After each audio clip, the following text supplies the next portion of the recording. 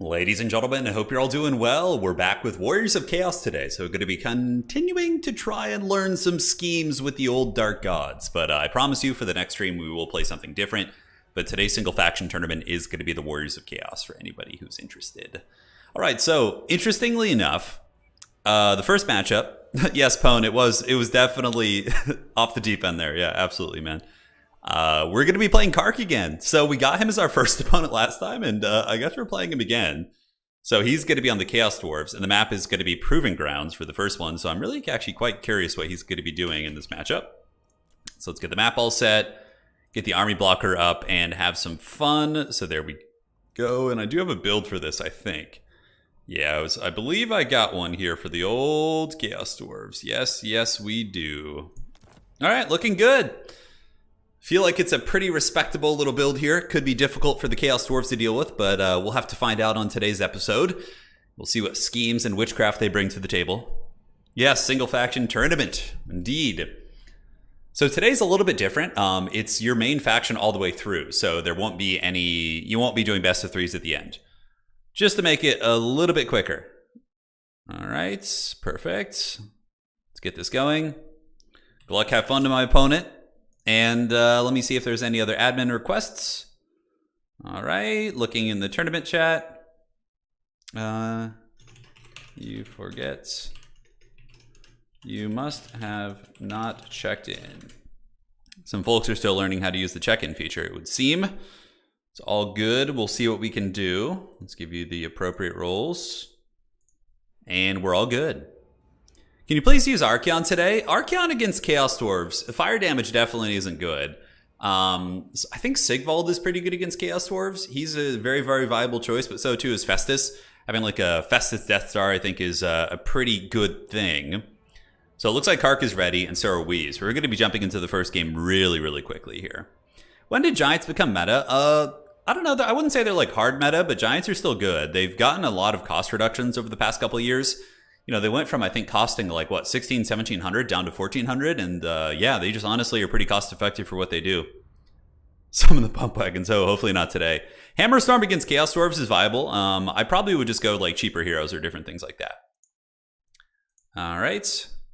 Did you check in after I started? All right, checking with one of the players here. All right, outstanding. Yeah, pump wagons are currently banned. Yeah, they're super bugged. Like 2 pump wagons can kill the Sky Striders. It's pretty silly. So yeah, definitely. There's a couple other units that, you know, have some issues, but there's nothing on that level that's that busted. It'd feel pretty bad for a new player to roll up into the tournament and just get steamrolled by that, right? I mean, I got steamrolled by it pretty hard. I can only imagine how rough it would be for somebody who's brand new. Yeah, Giants are quite good. They're quite good.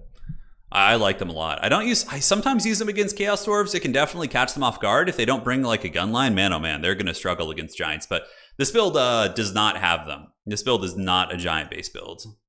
All right, 1 second here. Let's see. Let's check here. Be if someone. Outstanding. All right, looks like we're all good. So as far as the build goes, it is going to be Festus with some foot-based characters and whatnot. So I think that's pretty good. And we do also have the dreaded Aspiring Claw and some other Aspiring Champions. Aspiring Champions are really quite good in this matchup because they're incredibly difficult to kill with most Chaos Dwarf stuff, right? Like Magma Cannons won't be good against them. Death Shrieks won't be good against them. Some of the more effective choices you would have against the Aspiring Champions might be the Bull Centaur Renders or the Kadai Fireborn, which I think Festus probably would be able to outgrind. So obviously on this map, what we want to do is we want to push Objective 3 and push Objective 2. Objective 1's a little bit of a liability. Granted, we will send a couple Marauders over there just as a, you know, to kind of test the waters. But our main play is going to be on Objective 3 and Objective 2 here. So yeah, we're playing Kark. Kark's a top player in the world right now. We played him last time. We did defeat him with our Warriors of Chaos before, but we'll see if we can get so fortunate to do so again. All right, so we got our Goon Squad, we got you guys, and the Aspiring Champions are excellent. They just like really grind super effectively against Chaos Dwarves and are really, really tough for them to kill. Yeah, I love it, man. This is really, really fun. Festus is great here. I'm trying to think of other viable picks. I mean, Valkia is good here. Village probably is just, you know, subpar in most matchups, but yeah, Valkia would be pretty good. Archeon could still be viable, but the problem is everything he hits is going to have like 15% resistance against his damage type, which is fire. So I think that's a little bit of a problem. All right, checking. All right, let's do this. And looks like we're good to go. All right, good luck, have fun to Kark. Let's see what he's got. So looks like we got a Skullcracker, and the Demon's Tongue. So he does have the RORs. Interesting. These guys should be in group 2. I don't know why they're not. And yeah, so he's got a lot of anti-infantry chariots. So basically we just kind of hang out in the trees and we summon in the old trolls to block them up. So trolls are like your good mass piece. Looks like he's mainly going for, yeah, Skullcrackers, Iron Demons, and Demon's Tongue. Ooh, this actually could be kind of hard. I don't know if I have the tools to deal with that. That's really like a really heavy skew build, like all in on kind of one style of play, right? So let's start getting some trolls out. We'll summon a Manticore next. Yeah, he's got like all the demon engines. Wow, Iron Demon, Skullcracker. That's nasty. All right, so let's move our characters up. We've got a couple of Marauders heading up on the far side, and they should be able to fight off like Laborer type units. Chaos Dwarf still do have the bug to capture weight, so we got to watch out for that. But you know, it's more I think about the value trading here. We'll have to see. Manscore is going to be our next call. We have one Chaos Troll to rule them all, one to bind them, and we're going to see what he wants to do. We're going to just basically hide in the trees here, and if he wants to come all the way over there, that's fine with me. So let's just pull back, and get you guys moving up, head up to the point here. So let's do this. Yes. Come just like so, and then we can kind of crash down in the middle. Yeah, so it looks like he's chasing here, which I'm okay with. We can just, again, like I said, run, and if he wants to chase over there, he might catch us, but we can always summon out some sort of a monster to attack him, like some armored Chaos Trolls, or even the Hell Scourges. Hell Scourges do have decent armor piercing, not armor piercing, excuse me, speed, so we can catch those things. But yes, objective's going to be opening up here in a second, so what we'll do is put you in group 5, camp you on the back of the objective, get Festus and company heading to the middle, and the rest of the Goon Squad will come here. And now that he's kind of given up chase here, we pull back this way and we go start pressing that objective. The Festus Goon Squad should be very tough to handle, I think. I would wager that is going to be the case. All right, so let's get you. Get another troll coming up, and let's see what kind of damage we eat from this. Yeah, let's see. All right, so great weapons move out. We have the trolls. Let's get the trolls moving in, and outstanding. And Festus and company can head here. These guys can just camp in the tree line. And yeah, it's time to fight, man. We got the big boys here. Frontline fighting, let's go. Let's get the Aspiring Champions in here. Let's move in and put Festus on the healing aura. And it looks like there's going to be some nastiness as the Dread trains are on their way in. Okay, they've engaged.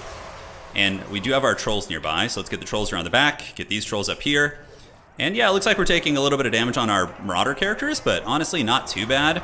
Okay, so there's going to be the Hellhammer. Let's get you guys across.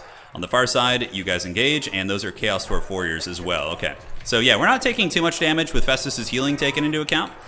Looks like it is going to be Foghorn Leghorn here, and let's come around the back with the trolls and have those guys engage, and the other trolls can come up on the front and engage with them. And obviously we're taking some casualties, but it doesn't seem too bad. All right, Rancid Visitations, we can drop it here. Let's get on the trolls.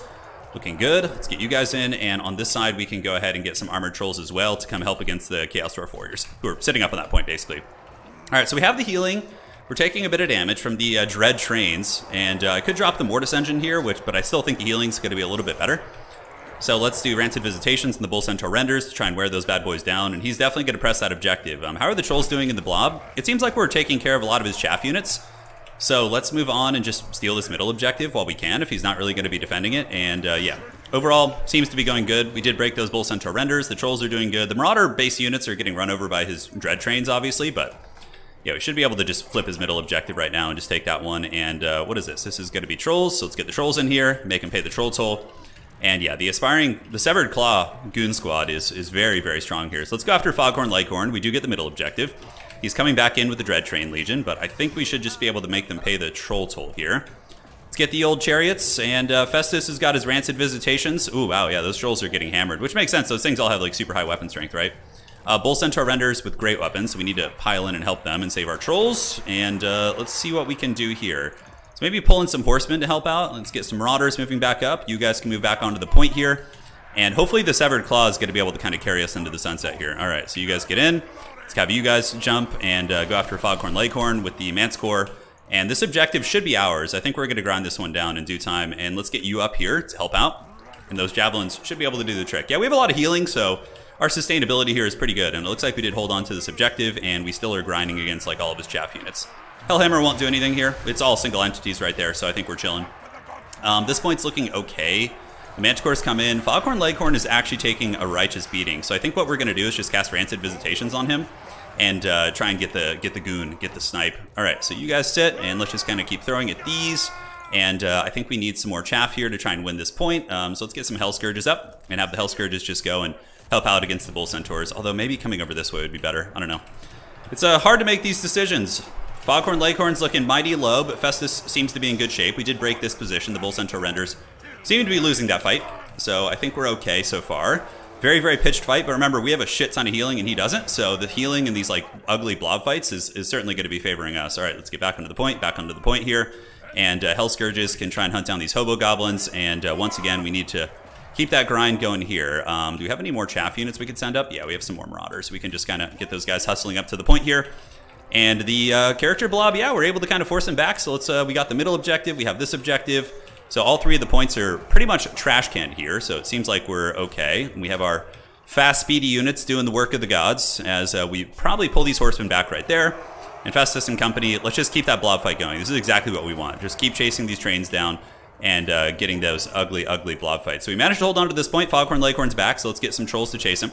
As a matter of fact, he's kind of in a bit of a precarious situation, so let's get some hounds and see if we could just like nibble him before my opponent can do the unsummon. Yeah, let's get you guys running across the map here, and the Dragoon squads of the trains, so we can pull back and just secure the objectives. And how's this one looking? It's not the best. It's certainly not the best. All right, let's do this. Pull you guys back, and we have the nibbling hounds coming to chase Foghorn here, and let's get you guys moving up there. All right, so we're pulling back. We could just start healing for sure, and we can also maneuver some of the dudes over to the side objective. We have to just kind of mirror the trains. We have the objective advantage, which is good. And I think we're eventually going to start pulling an advantage here on this point too. Let's get some hounds and have them attack the Bull Centaur Renders. They're infantry size, so we're pretty resilient there.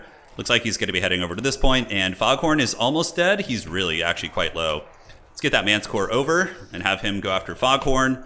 Getting a leadership penalty on the Chaos Dwarfs would be really, really nice. And excellent, excellent. I think we're going to win this side point too and get a triple cap on him. That's the thing about the train style play, right? It's strong and all, but it's, you know, it can't. It's kind of really, really good in its blob situation. All right, so we got his Lord who's going to get pinned over there. And now we're going to move this way, head you guys back to the middle objective, and just take like our blob squad over there. All right, so let's see if we can finish Foghorn. He's wavering, and up on this point, we need a little bit of mass. So let's get some speedy Slanesh boys up there to try and hunt them down. The middle objective should be held comfortably, and here we're starting to make our way up to the point. Let's do this, and we get the trolls moving back in there, and I think it's only a matter of time before that point's ours. All right, so Foghorn and company. Looks like we did kill him. So Foghorn is down. Let's go after the Skullcracker right here. And move here. And now we got Hell Scourges coming up to help. So let's get them. And hopefully our characters will make it in time. Regardless, I think we're ahead. This objective's going to flip to us. Like 100% we're going to get that, I think. And we can get some more Marauders. Have you guys keep moving up to the middle to support and give cap weight. And we have gotten on. So he's got his Laborer blob. We're going to switch to the Mortis Engine just to kind of drain all these bad boys down. And move in here. We got the Manticores, Aspiring Champions holding on like champions. And I need to finish that thing off to make sure it doesn't do any more damage. So he's going to flip this objective temporarily. But at the end of the day, we're going to get it back pretty quickly. And we are up on points. And the middle's looking pretty comfortable. Let's send some more trolls over here. Yep, looks like we managed to take this one down. So let's go after this and get you back here. And yeah, you can see this objective. We actually ended up holding it. Festus was able to Mortis Engine. I think it's GG. I think his strategy was pretty scary, but a little bit of a gimmick for sure. Like, yeah, a little bit of a gimmick. All right, let's pull this way, and get some more Hell Scourges coming in. The Vanguard points on this map are so far back. All right, so let's go up here, and you guys can be unsummoned. Move up there. Make sure to poke those guys down. And how are we looking here? All right, so all those laborers are being routed. You guys just hold on the point. Let's get you coming across. Festus and company can waddle back towards the middle. And hopefully we can take down those Bull Centaurs, as this objective still hasn't flipped for us. It has not flipped. All right, so let's get the Hounds moving in. And where are their Hell Scourges? Are they nearby? Yeah, we want them to come help stabilize this objective so we can get the triple cap against him. For sure. Festus and company should be able to kind of anchor this position down. Very, very scrappy. And what do we got in the back? And do we have some more horsemen? I think, yeah, some horsemen just coming up and getting some sweet javelin fire would be nice. Let's do some unsummons. A little bit of housekeeping, and you guys move up. Hell Scourges did get the engage there, but are being swarmed a little bit. And you guys all move up, and we can go into melee mode and just try and get that triple cap. If we get the triple cap, we can maybe seal the deal.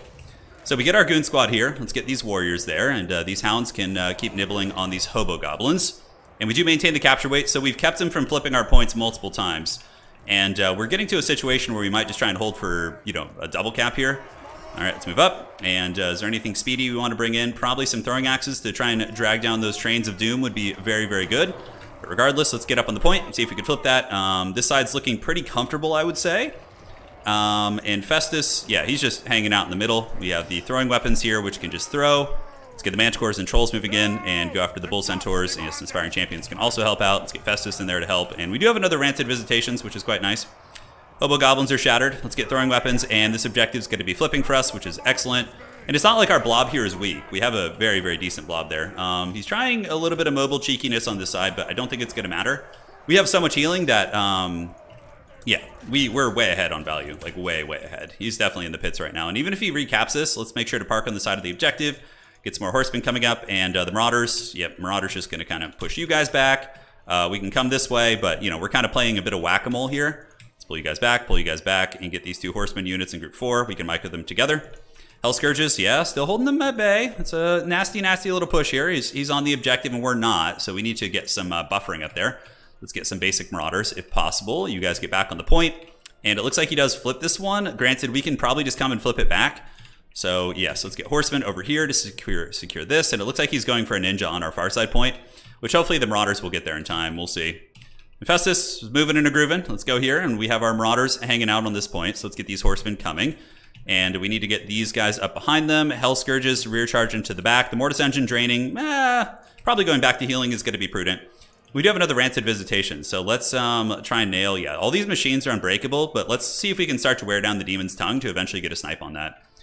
All right, so you guys get up, and let's get some more Marauders here to try and close out the game. All right, Marauders come up this way, and back onto the point we go with our Death Star. Our Horsemen, unfortunately, getting karate chops a little bit, but Festus and company should be able to kind of keep him from capping there. We got more Marauders coming. How's this side looking? A little bit dicey. A little bit dicey for sure. The fact that the Chaos Dwarfs have the bug capture weight could come into play now, but I think we're just going to get this one and be A-okay. All right, so let's charge into these Chaos Dwarf Warriors. Let's get you guys doing your thing. You can see the Demon's Tongue is still cackling all the way to the bank, but we need to make sure to get on there. And how are we looking in the middle? We got that one held down, and are our dudes going to get there in time? Yeah, but he's actually going to flip that one, but so we need to get this one back soon. He's going to make a play for the middle objective, so let's go ahead and get some more Marauders coming out. Yes, more Marauders, please. And this objective's going to flip for us, so now let's start heading back to the middle, because he's going to rotate for the middle objective. Marauder Horsemen throwing axes, do your thing. You guys go intercept these guys, and then we just kind of kite them back with this.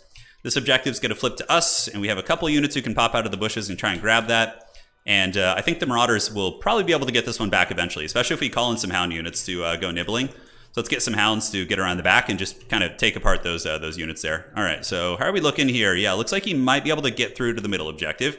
But we do manage to take this one back, which is outstanding. A couple of Aspiring Champions here. And let's get you guys here, and we need some more units up there ASAP, yeah. This is going to be tight, man. This is going to be kind of tight. He's playing it very, very dodgy here, or cagey, I should say. But I think the value advantage I have in the battlefield is a little bit too much, and he's going to be taking big value deficit trades because of the you know, desperate grabs he's going for here, basically. All right, so let's get you guys back. This objective is being held by us. Looks like these are some Hobo Goblins, and we'll move up onto the point. Festus needs to have his Mortis Engine on against like a blob like this. And the trains are definitely causing some havoc, but this objective belongs to the gods. The Dark Gods, you know, it depends on which Dark God you're into, but this one's going to be ours. All right, let's keep moving through. Move you up, and did I turn off in-game audio? Let's see. Sorry, it's back. We love the sick. All right, so Nurgle's back in business, baby. Looks like we got a Skullcracker here. Probably not going to be quick enough. We're going to get this middle objective back super fast. So we just need to move past them and get the Mortis Engine, and let's get some Hound units. Hound units can come up here, help stabilize this for as long as possible, and he's obviously going to flip this, so now we just kind of play the other 2 objectives, right? So, all right, let's get up here, let's get up here. I'm pretty sure we're pretty close to winning on just one objective, so yeah, let's Mortis Engine all these guys down, get some Marauders going this way. Hounds come across, and Hounds can come up and under here. We're not going to be able to hold that objective there, so we just play the other 2. We're basically playing whack-a-mole right now. You know, he's desperately trying to get these points back, but we can keep playing whack-a-mole all day, and it will certainly favor us. All right, so Marauders, you guys hang out, and Trolls can... Now that we have some more Trolls back, we should be able to club those machines when they come in. The Trolls are very good against those, and we have a couple Horsemen we kind of forgot about, which is okay. So the Festus engine is doing it. Let's keep the Severed Claw in the middle. So the Severed Claw can stay here and guard this objective, which is something I should have done a little bit sooner, and then we can just bring Festus over and get those fat drains. So he's coming in with the Dread Trains again, but we're not going to relinquish so easily this time, because we're going to have Hounds and Trolls, and you guys can head back to this point here, and let's get some Hell Scourges as well for fast capture weight to threaten the cap here. So get those guys back, and then I think we flip this one, although maybe we just hold this middle point. Yeah, because we went on one.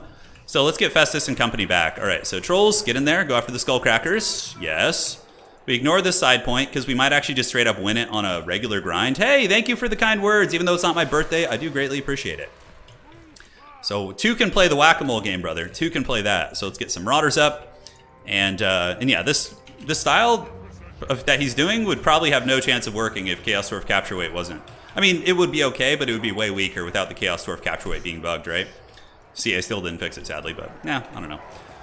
Might do it via a mod. So not enough for Rancids. He does flip the objective here, but then we flip the objective on the other side, and we also will be getting this one back in a moment. Let's get some speedy boys up there if we can. So let's get some horsemen just for the capture weight and grab this. Festus and company should be able to get this objective back as soon as he leaves. And yeah, let's hope for the best here. Do we still have the Severed Claw fighting on it? We do. So the Severed Claw's on the objective. We do flip this one back. And now the Hell Scourges can move up. And yeah, we got more Marauders heading to the point. And Hobo Goblins getting taken out. Here we have a couple Laborers. See, these Laborers would not be able to cap if the capture weight is correct. It just wouldn't go down like that. All right, another Hell Scourge on that side objective, but Mortis Engine will probably get this one down. His Lord is dead, so his whole army's taking a big penalty. And here we use the Hellstriders of Slaanesh to keep them from capping that point. Are there miniatures for Aspiring Champions? That's actually a good question. I don't know off the top of my head. Yeah, and the labor cheese will not avail him here today. All right, so move up. And the middle objective is ours, and the Hellstriders of Slaanesh need to get in there and shut them down. Let's get a Manticore to see if it can maybe finish off some of these very low Demon's Tongue. I haven't been able to catch them, but still got it, baby. Let's go. Still got it. That build is really stressful to play against, though. It's like just high speed, mobile. Yeah, value's pretty respectable. I mean, there was a lot of infantry for them to run over, too. So they were shooting infantry, running them over. I think if he hadn't lost Astragoth, he could have won the game. Like, maybe having that character around, but like all of his labor or leadership was super low. Bull Centaurs did okay. They're more balanced now. Severed Claw grind was good. Aspiring Champions are solid. Like, he just couldn't deal with the Death Star, our Death Star either, so he was always forced to run. But yeah, GG, well played. GG, well played.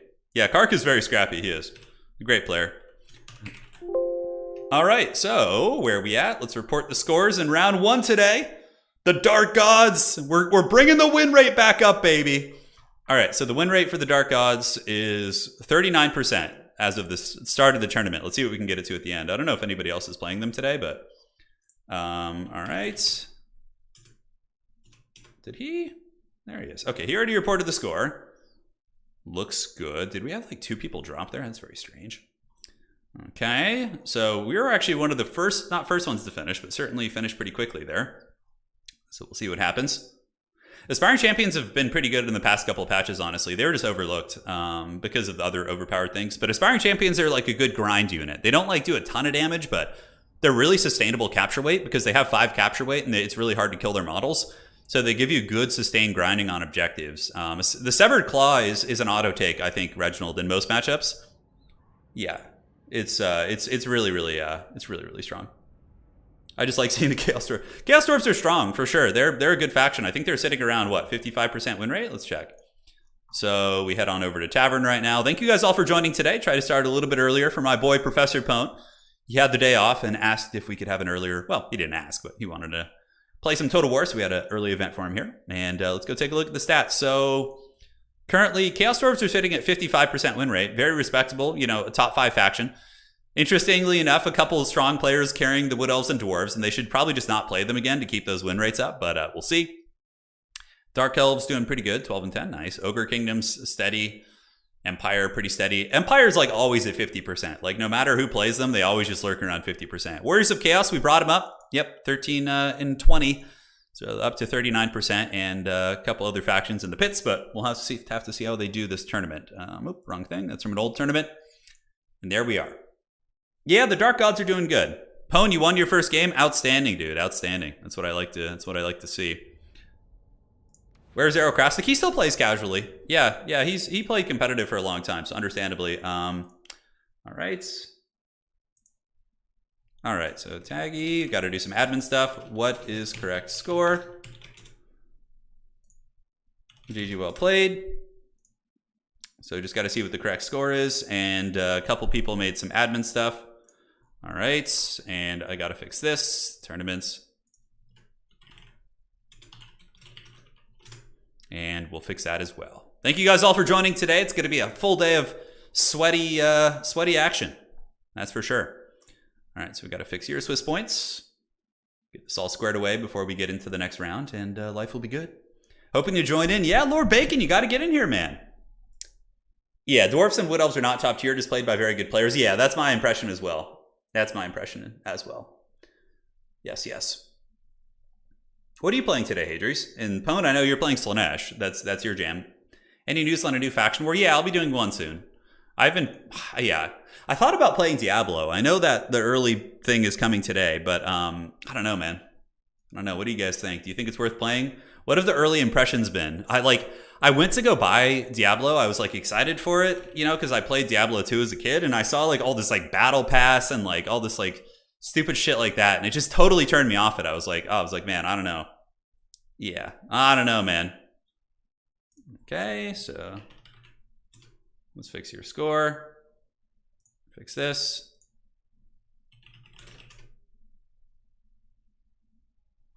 And we will fix that and be all set. Okay.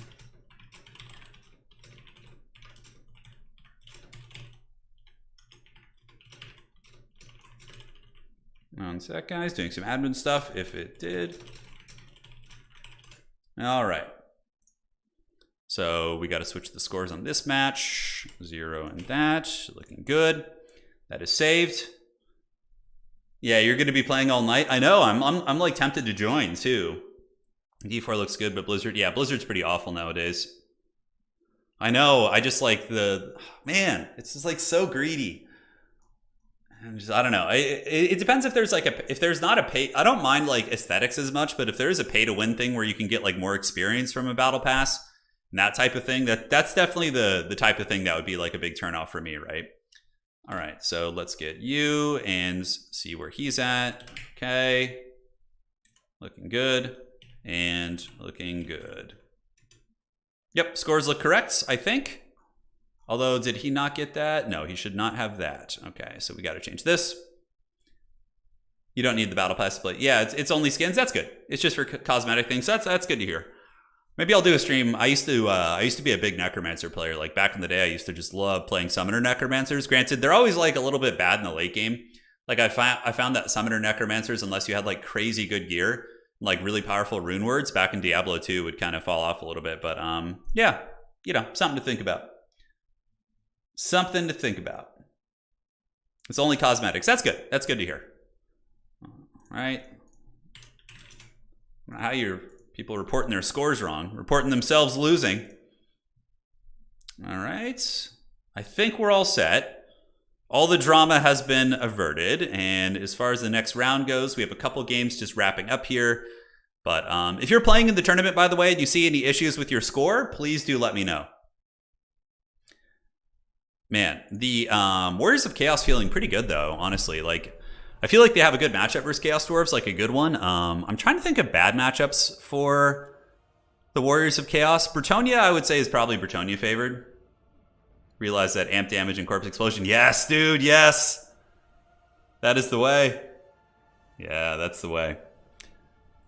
Yeah, I feel like the Bretonnian matchup is definitely favored for Bretonnia. That feels like it's a very, very tough one. I have yet to figure out, like, I feel like the Grail Knights just kill everything. Like all your infantry is going to die to Grail Knights. I guess you could go very elite with, like, Chosen and Healing and have, like, a super wide infantry build. Like, I almost feel like, against Bretonnia, doing, like, a Festus Children of Nurgle build. So instead of going for the big heals, you just go for the smaller spells and spam them.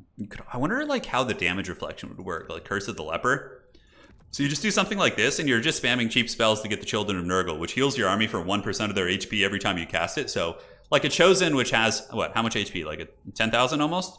Yeah, so it'll heal every time you cast a spell. It'll heal your chosen for what, 100, around a little bit over 100 HP. Yeah, Warriors of Chaos feel great. They're really, really fun to play. But I'm thinking like maybe something like a chosen heavy build, right? With Severed Claw, and then even just more warriors. Just like a really meaty build could maybe be good against Bretonnia. I don't know. I got to figure it out. It's something to go to the drawing board for. But chosen do trade very well into all the Bretonnian stuff, and they're super resilient against the archer fire. But yeah, no man, Bretonnia's they're tough. They're very, very tough. I got to figure out how to deal with them with Warriors of Chaos. My counter pick against Bretonnia in a tournament, if I was like in a best of 3 or something, probably still would be the Empire. I'm thinking. Like I think War Wagons are still very good at picking off those units and just throwing like cheap state troopers into the lances is probably the way to go. But yeah, thoughts on Azazel? He's okay. Yeah, I don't know. I'm more of a Nurgle enjoyer myself. Like I prefer the Nurgle playstyle, so Festus is usually my go-to. But if we look through my builds, let's see. So we have Sigvald, Festus, Festus, Festus, Festus, Sigvald, Festus, Festus, Sigvald, Festus, Sigvald, Valkia, Festus, Archaon, Festus, and then Archaon again. So there's a little Archaon, you know, a little sprinkling of Valkia, but I don't have builds for every matchup yet. 1, 2, 3, 4, 5, 6, 7, 8, 9, 10, 11, 12, 13, 14, 15, 16. So I have 16 of the 23 matchups built out so far. Turn halberds with Nurgle damage reflect is good against cavalry. I'll have to try that. I didn't fix my Swiss. I already fixed your score, Ashton. You're all good, man. Yeah. You're all good. There shouldn't be any drama. If you go to the website and refresh it now, you'll see that your score is looking good. Looking sweet and tasty, and you should be all good, my friend. Let me know if there's any issues, though, and we'll go from there. Is Kugath a must-pick in the Slaanesh matchup? Not necessarily, because he's very slow. So you can kind of get in a situation where you're, you know, on a big map, if you have Kugath against Slaanesh, they're going to be able to kind of play the other two objectives, and you're just going to be a potato. So in some circumstances, having a faster character might be better, like a Herald or a Demon Prince of Nurgle. With Fate Abuna and Spirit Leech, you can pop down like Slaanesh Cavalry and mobility and different things like that. Yeah, so there's Kolek is okay. He's okay.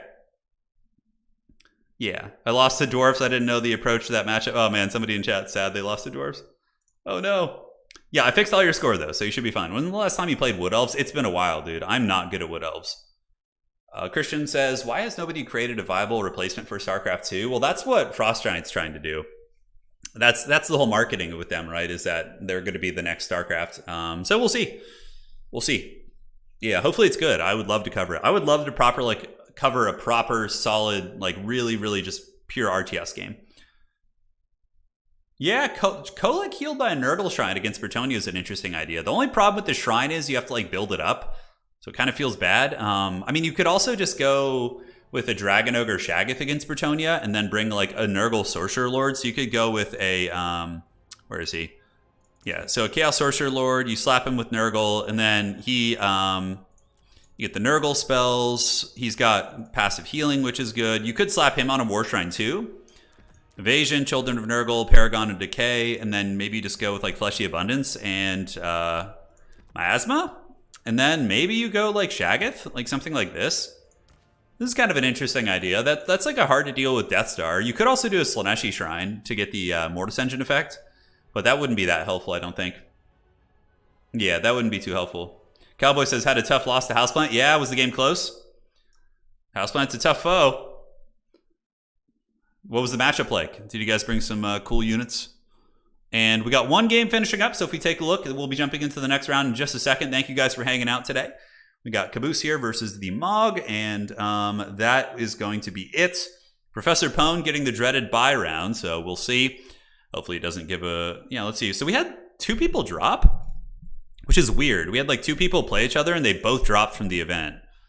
Or maybe one of them did. I don't know. That's a very, very strange thing. Well, everyone's basically done, so we're going to get another strong opponent here in the next round. It should have given Professor Pone a score. Let's see if it did. Yeah, see, there's something where the bye round isn't giving score properly, so I need to make sure he gets a point for that, because the bye round technically counts as a win. How do you feel about Total War Pharaoh? It's not my cup of tea, just because, you know, I really do love the fantasy stuff. But But again, it could be fun. Like, I haven't really had a chance to take a deep dive into it and whatnot, so need to see a lot more before I draw conclusions. But really, like, I feel like we're so spoiled by Total War Warhammer's battles. Yeah, so it's got to be tough. It's got to be tough. All right, so opponent should have 1 point here, so I'm going to fix that before we generate the next round. It was a tense skirmish phase, and then I almost, and then I lost 3. Yeah, it happens. It happens to the best of us. Don't worry about it. You'll be back in the next round, and the great thing about playing Houseplant in the beginning is you're going to have a very strong tiebreaker. He's probably going to win the rest of his games, you know, if history says anything. So you have a good chance of making top 4 if you win the rest of your games. Thoughts on Rancid Nurgle Sorcerer with Khorne Hero Goon Squad? I think it's very good. But I would probably, instead of the Nurgle Sorcerer, go Festus, so then you have the healing option. Because then if you need to heal your characters, you can pull them back to Festus, right? All right, so the last game is still going. And it's time. It's just time. Yeah, I'm just such a Festus enjoyer, man. Like, the utility of him being able to switch and heal, like, yeah, this guy on horse is pretty cost-effective for sure. But, like, oh, man, Big Daddy Festus is... I know he's slower, but, like, if you have the 2 Nurgle characters, after they use their potions, they're still going to want some healing, right? So you probably pull back to that. Hey, Ground Brindle, how you doing, man? Hope your tournament hosting has been Bardzo Dobrze. Now, where are we with our last game? They have 6 minutes to finish their match before the regulation ends, and then we would start the next round. If people don't finish their matches, what we usually do is, you know, it almost never, I don't think it's ever happened in one of my events. I mean, usually everybody finishes, but the theory is that we give them both a draw and just move on, because there's a lot of people waiting around, right? So I need to do anything to take over for someone who dropped, or is it automatic if I'm checked in? So let's see here. So you are... Who are you in the Discord? Shoot me a message and I can probably add you in for one of these dropped players really quick. All right, so scrolling up. Yeah, I see you. All right, so let me sub you in for one of the dropped players. I don't know why it's like a weird TBD thing. Hopefully it doesn't cause any issues in the brackets, but it should be fine. So I'll try adding you in, but there's a chance it might not work and then we wouldn't. So Max, I'll take care of you right now. I'm going to add you in and give you a bye victory in the first round. And then, yeah, you should be good. His chin is filled with milk. Yeah, no, I'm going to get the Festus tabletop model, actually. So, yeah, who played this match? It's like, it was weird. It says to be determined, then they both dropped. So strange. All right, so, yeah, that looks fine. Okay. Let's see if this works. Like, they both dropped, both those players that played each other, even though one of them won. It was a Tomb Kings versus Nurgle matchup. Very strange. Very, very strange indeed. All right, so let's do this, see if that works. And Max, you should be in the event now. Yeah, so you should be there. Let me check. Make sure your score matches everything. And update your score here.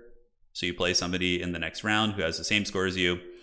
Festus gives me hope for the future. If a big chubby guy like that can be a success in life, yeah, Nurgle does inspire hope, you know.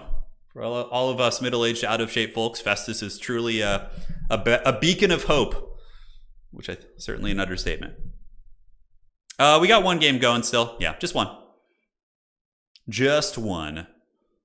And hopefully the adjustments I did to the brackets don't cause any issues or anything like that. Oh my god, yeah. So, Trajan, I went and played Magic the Gathering last night. I played Commander. In my John Aranicus deck, it got its first win. It was so funny. I was just giving like the most janky, shitty creatures to everyone, and they were just, oh, it's such a good time. It's a really fun deck. It's the most fun deck I've ever played in Commander, I think. Like, it hands down. I love playing it. Time for, yeah, it's a good time. All right, looks like everybody wrapped up here, and I think we're ready for the next round, so please... For the love of the dark gods, do not bug out. All right, so let's advance the Swiss. Come on! Sometimes when you like fiddle with the brackets and add people late, it can like be problematic, but I hope it's not the case. Scrolling down, and let's see how this looks. Hey, it works! All right. You son of a gun, we did it! Yeah, baby. All right, we got Ulrich Rawl. I think he's playing Ogres. Ogres, I think, should be pretty good against Gate Warriors of Chaos. So Ulrich, let's get him and do this. Good luck, have fun. All right. So Ulrich will be on his way, and we are going to be playing Ogre Kingdoms. Vintage Cube? Yeah, there's a guy in my hometown who actually has access to that, like a Vintage Cube. He's got all the old cards, been playing since the Dark Ages. All right, so it's going to be Itza as the next map. Itza me, Itza. All right, let's get Itza here. Ulrich is going to be our opponent. So he should be on his way over. Ulrich, another very strong player. We just fought Kark, so I'm pretty happy. Win or lose. Like, even if we drop a game to Ulrich is a top tier player who's likely to go, his odds of going undefeated are pretty good. So he's a strong tiebreaker for us, which is good. Like, if you're going to be playing hard opponents, you know, you're rewarded for it when it comes down to the tiebreakers. Yeah, the Age of Sigmar Arcan model is really cool. There's no denying that. It's really, really cool. All right, so it looks like everybody got in. The games are up. Yes. And Professor Pone is battling. Let's see who he's playing. He is battling Charix of RTK. So probably going to be playing against some Wood Elves. All right.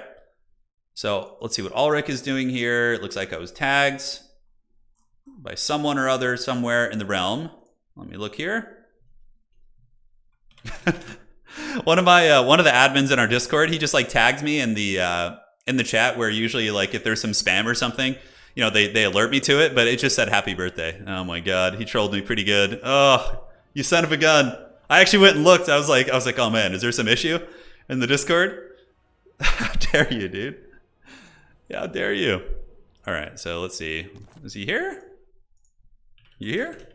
You here, Ulrich? Let me find out what he's playing so I at least can start doing a build. I'm pretty sure he's Ogre Kingdoms, but let's see what he's doing. I haven't had a chance to play this matchup yet, so I'm kind of interested to see what it's going to entail. Okay. So Ulrich is playing, scrolling up. Let's see what the man is playing. Ulrich, where are you?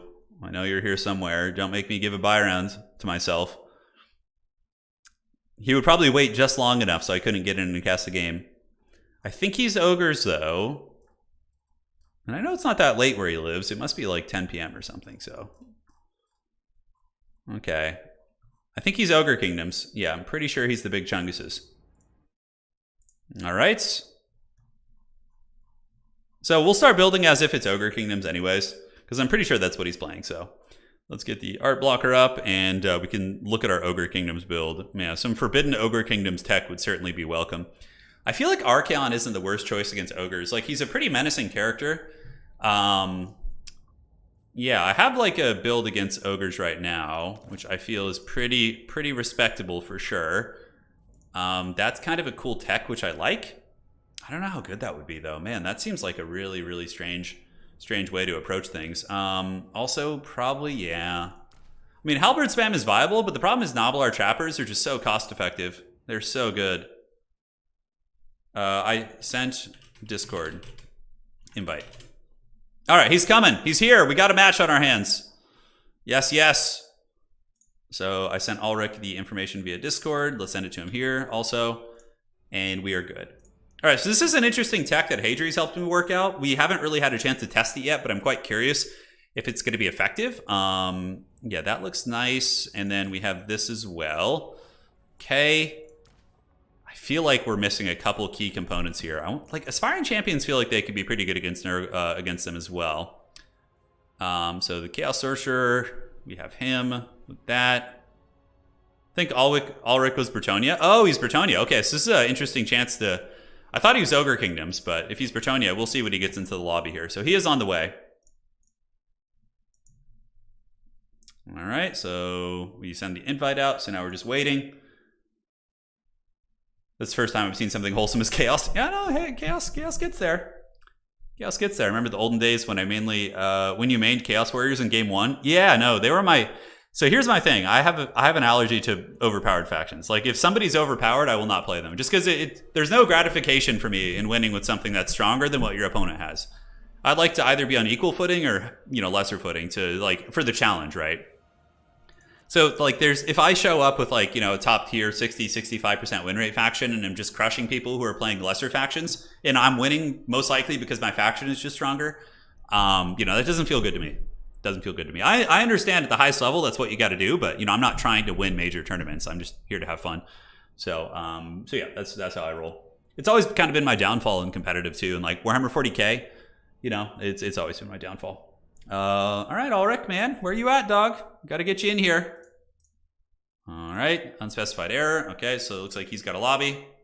Maybe he's on the wrong version of the game. Let's see. Join with code. And do this. And let's see if it works. We're getting some weird error with his lobbies. I'm trying to join. Restart your game. All right. So we're going to be one of the last ones to finish here. But Ulrich is getting an unspecified error with his lobbies. So I will probably restart my game just to be safe, make sure it's not on my end. But the lobbies appeared visible, but I think it's something to do with his game since I literally just played one with no problem. So, all right. So refreshing here. Let's get this going. And let's get the map pack all set up. Shouldn't take too long to get the old build together since I already have build saved for most of the matchups. So that should be pretty quick. All right. The Chaos Gods are back. True Bretonian's been playing a little bit, not as much lately. I haven't seen him on. Kark is there like every event, basically. Kark is like the ultimate tournament. He just gets in there and grinds tournaments. But I haven't seen the True Bretonian around as much lately. All right, maybe we just need a new lobby. Let's do this and send him an invite as well. Invite sent. All right, and we're on Itza, and we'll find out what he's playing in a second. I like to play underpowered factions, so I have a built-in excuse when I lose. Exactly, that's the true reason. It's the true veiled reason behind it all. Yeah, against Bretonnia, man. Is Archaon any good? Like, what can Archaon do against Bretonnia? He's got, what, Spirit Leech, and I guess a big purple sun could do okay damage. I haven't really tested it, though, so I'm not sure how effective it would be. And the problem is Archaon is large and would take a lot of damage from Grail Knights now with their armor piercing. So it doesn't feel super good to have him there, in my humble opinion. Yeah, New Bretonnia is very, very strong. They're very, very strong. But I think more so in the hands of like higher level players. I think at like the pits, Bretonnia is not going to be quite as brutal. Yeah, not going to be quite as brutal because they require a lot of micro still. You don't want to be leaving your elite cav in melee, that being said. So it looks like, is he playing Bretonnia? It looks like he is. All right, so I'm going to theory craft the build idea I had. I have like a preset build, but I have another kind of philosophy that I think could be pretty decent. So we're going to try and make that work. Be'lakor here too. Be'lakor is a little bit too expensive, I think. But Lewin's goon squad, Lewin gooning is very, very nasty too. Like him pushing and just getting crunk is going to be a problem. All right, so let's do this. Yeah, that looks like it could be okay. So he is indeed Bretonnia. Okay, so we got Bretonnia versus Warriors of Chaos. Yeah, Archaon doesn't have Buna. Buna is still pretty good against the Elite Knights for sure. So let's go ahead. I have yet to beat Bretonnia, like a good player on Bretonnia with Warriors of Chaos. So this will be the first. This will be our first attempt here at Glory. So I'm going to try something really off the rocker to see if I can catch him off guard. And we'll see how it all goes for us here. It could be bad, could be good, but you know, I believe in a thing called love, and sometimes you just have to listen to the rhythm of your heart. So let's get you. And I think that's good. I think we bring this, and we bring this. We cut that, all right. All righty. I think we're getting there. How would you feel about marked units slightly more expensive for... The marked units are more expensive. How would you feel about making marked units slightly more expensive for undivided, like 20, 50 gold more than normal? I think they're already more expensive because of what they do, so I think it's fine. Why can I not bring... Oh, it's because my marks are all used up. Okay, so what lord do we want to bring here? That's kind of a cool idea too, but again, very, very vulnerable. Archaon is so rad. Are any of the Demon Princes viable? Festus is cool, but he can't be everywhere at once, and he's certainly vulnerable to being gooned, right? Whereas, like, some of the other characters are not. Okay. I don't hate this. I don't hate this so far. Let's get you. Let's get this, and I like that. And throw you in there, because just a great unit in general. The build's getting a little bit off the rocker. It's getting a little bit crazy.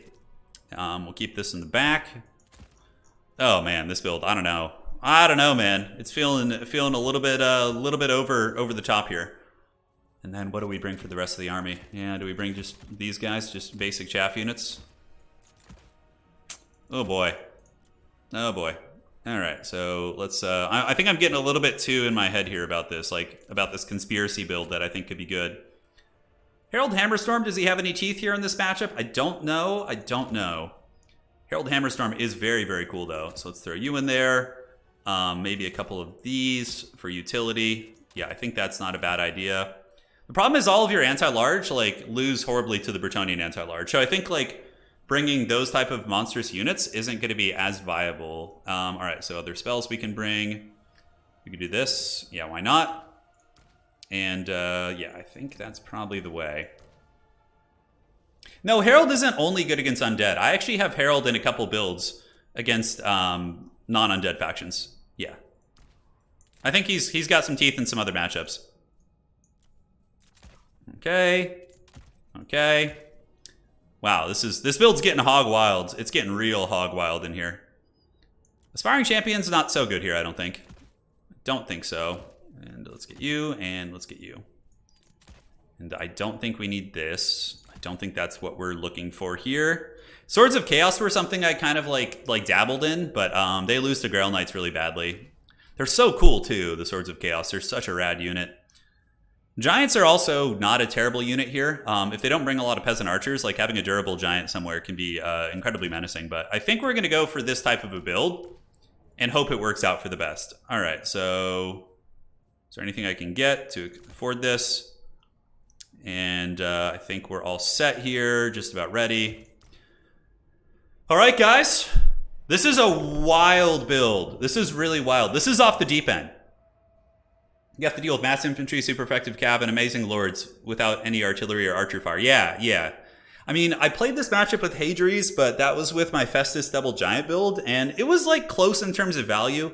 But I would say I was within like even value with him the entire game. But the problem is I had to play back in a defensive posture, whereas Hadrius was able to have the entire battlefield and all the objectives, not all of them, but 2 of the objectives under his control. So I kind of went to the drawing board in terms of like a new build here. Is Buna good to take against Grail Knights? It is. I didn't go with Buna this game though. I went with Festus, and it's a bit of a funky build. You guys are going to see. You're going to see. Hey, Misha, thank you. Thank you. Yes. I almost forgot the blocker. I almost forgot it.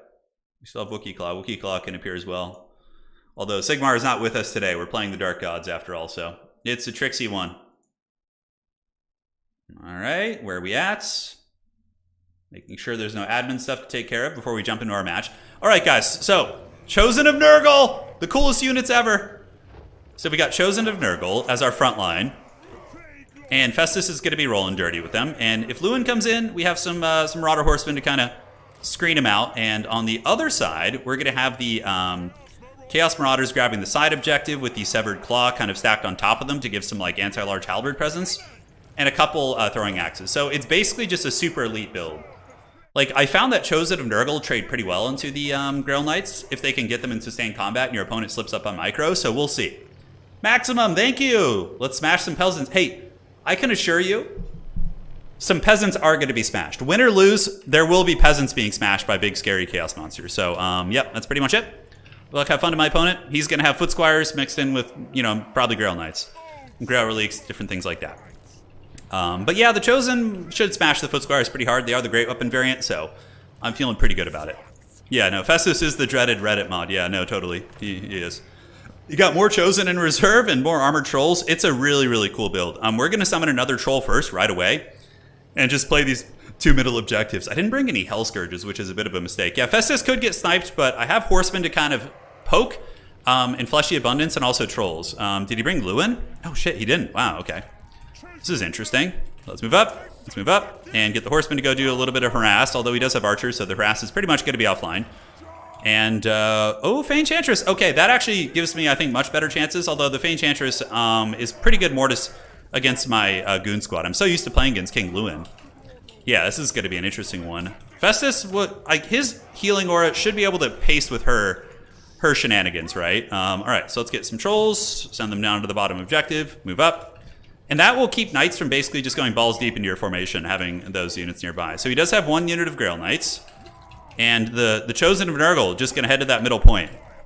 Thankfully, Bretonnia doesn't have any sort of bugged capture weight, so what you see is what you get. Hey, we got some throwing axes and actually hit the Fey Enchantress. Nice. I'll take that. All the way to the bank. And, yep, now we move up and we just enjoy our life. That's basically it. Festus is going to hide under the Trolls, and we just use our guys to, you know, get some sweet throwing axe action here, but I think the archers are going to start hitting us, so we need to pull back. But overall, we should be able to get this objective. Let's get some Marauders moving up here to just go attack. And get our Horsemen back so they don't get popped. And up on the high ground. The problem is if I send anything up here, he's got those peasants. Yeah, let's get 1 Hound unit to roll up and just start nibbling on these peasants to prevent the cap.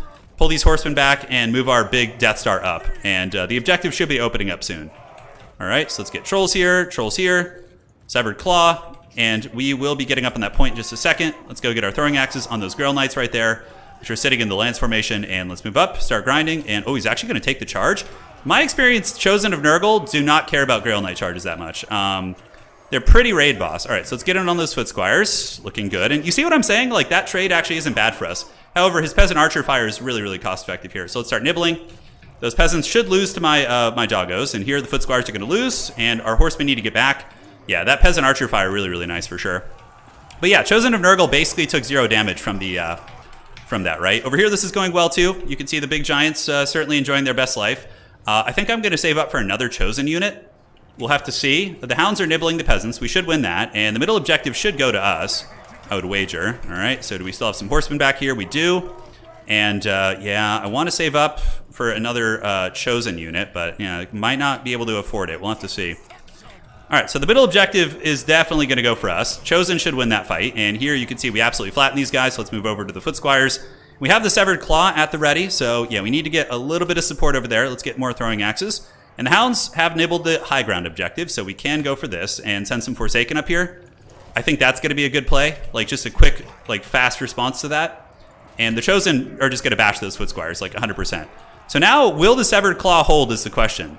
Yeah, we got you guys. Is there anything we can call in here? We do have our horsemen back, which is good.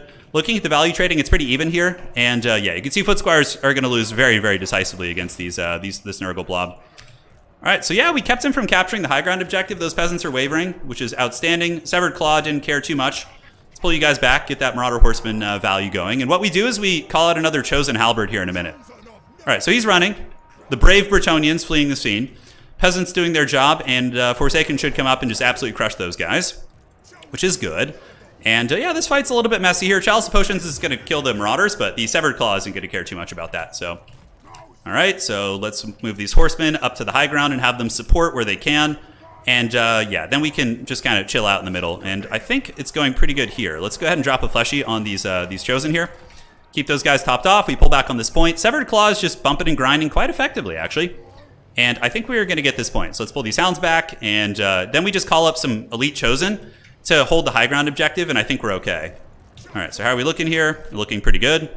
Yeah, and like, look at the Severed Claw. They give no shits, dude. They are just such a great unit. They're so great. All right, so is he going to go for the fight there? Maybe he will. I'm not sure. Here we're going to see these peasants get mulched rather quickly. And then we send a Chosen Halberd up there, because why not? They'll be able to hold that point all day. And then we just rely on our big, scary Nurgle Death Star to hold the middle. Severed Claw over here, still doing pretty good, I would say. But let's see if we can get them back. Get these peasants up here for the capture weight. Forsaken are going to just mulch them. Let's get these hounds over the top. And you guys can just come here. A couple of Chosen did overextend, so a little bit of a lapse in micro on my part. But Nurgle Chosen, you can put them in bad situations, and it's not going to be the end of the world. So Severed Claw is retreating. Hopefully those trolls will rally. Enchantress overchasing a little bit, which is good.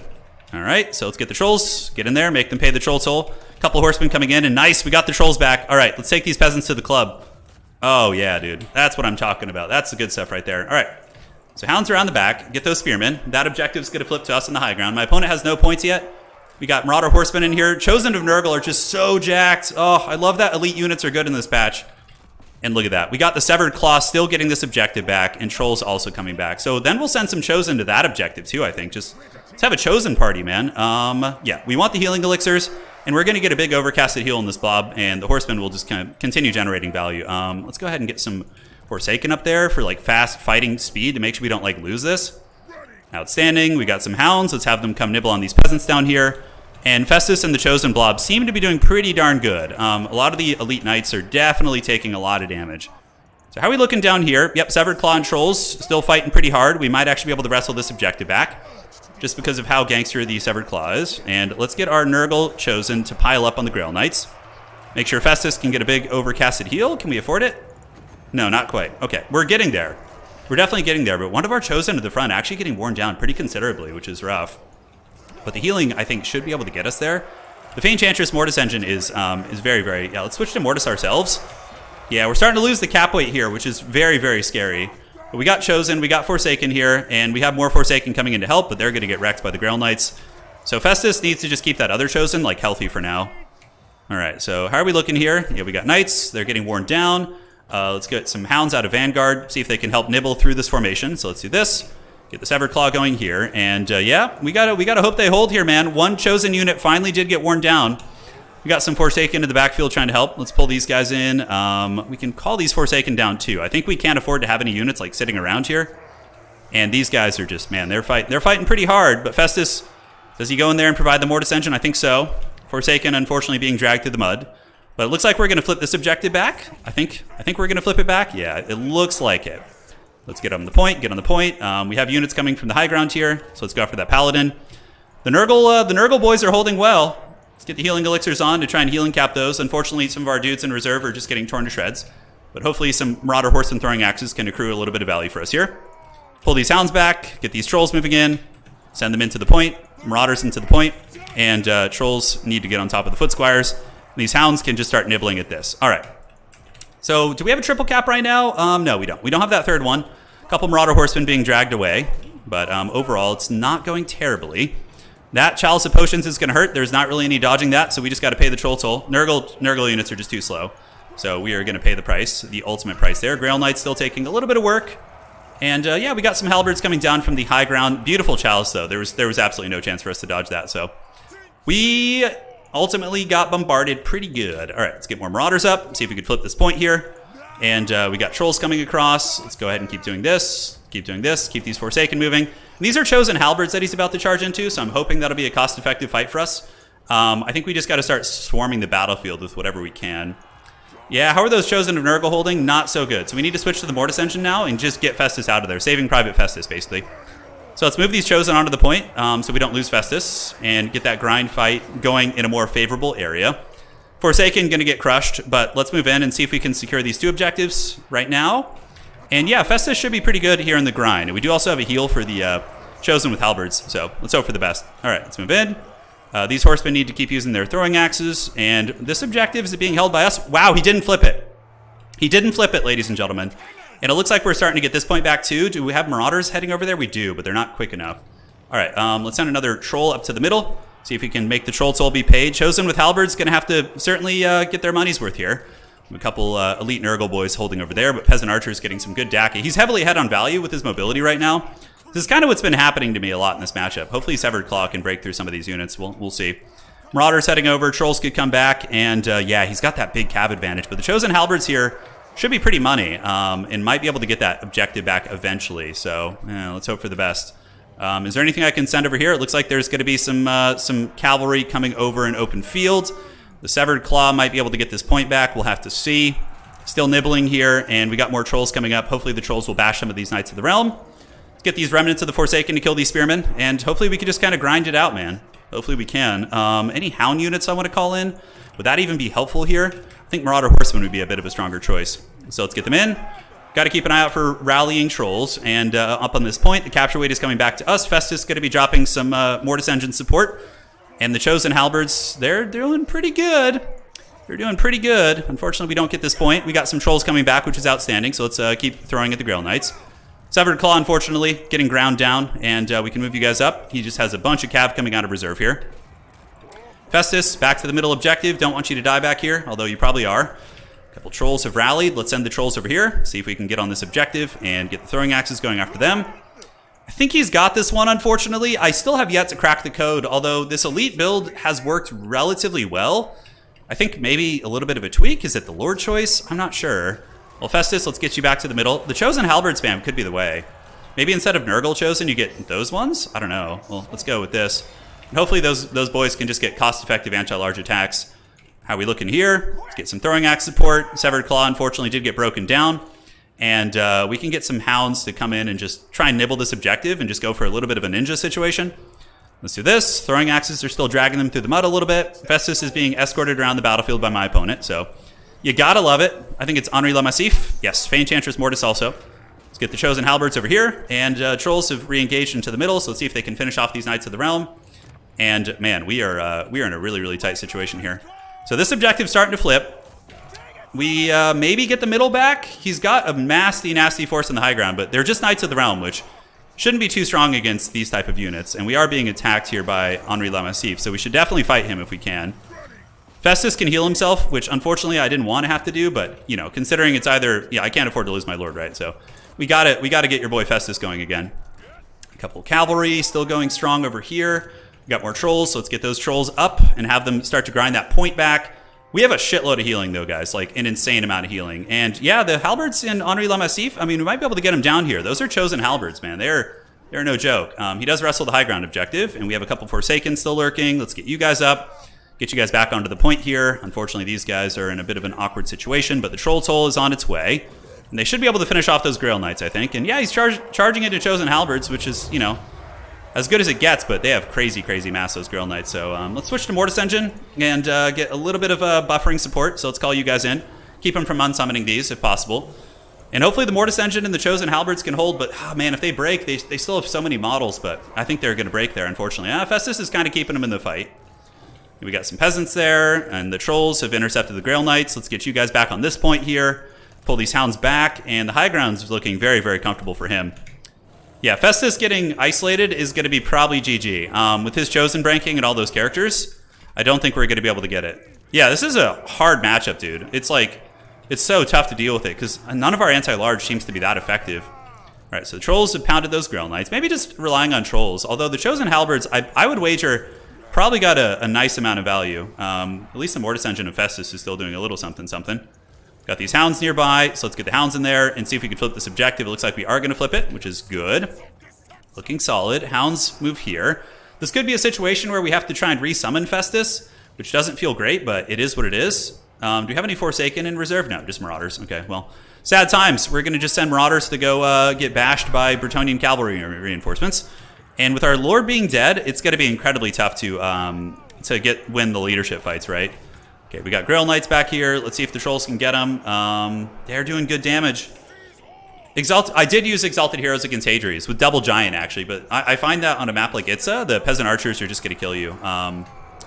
Yeah, we got a blob fight here. This is basically our last stand. If this fight breaks, then we're probably toast, and troll leadership is certainly not going to be good when our Lord is dead. We could resummon Festus in a little while, but it's going to be a hot minute. And I think he's got it, man. He played his micro was very good. Yeah, Festus is easy to bully, but I bet you he did really good this game. I think his value was very strong, but maybe you do need a big fighter character like an Archeon or a... yeah, I don't know how I would go about this. Bretonnia has been like one of the few matchups I haven't felt confident against Warriors of Chaos, with Warriors of Chaos. I don't know what to do. Darlin! I better run to the kitchen right now. I better hurry. Yes. The Severed Claw is a raid boss. Yeah, they were really good. Severed Claw is a solid pick. I bet you the Chosen of Nurgle did quite well also. Oh man, I'm so wrong. Holy shit, they did bad. Look at that. And they were like fighting good targets too.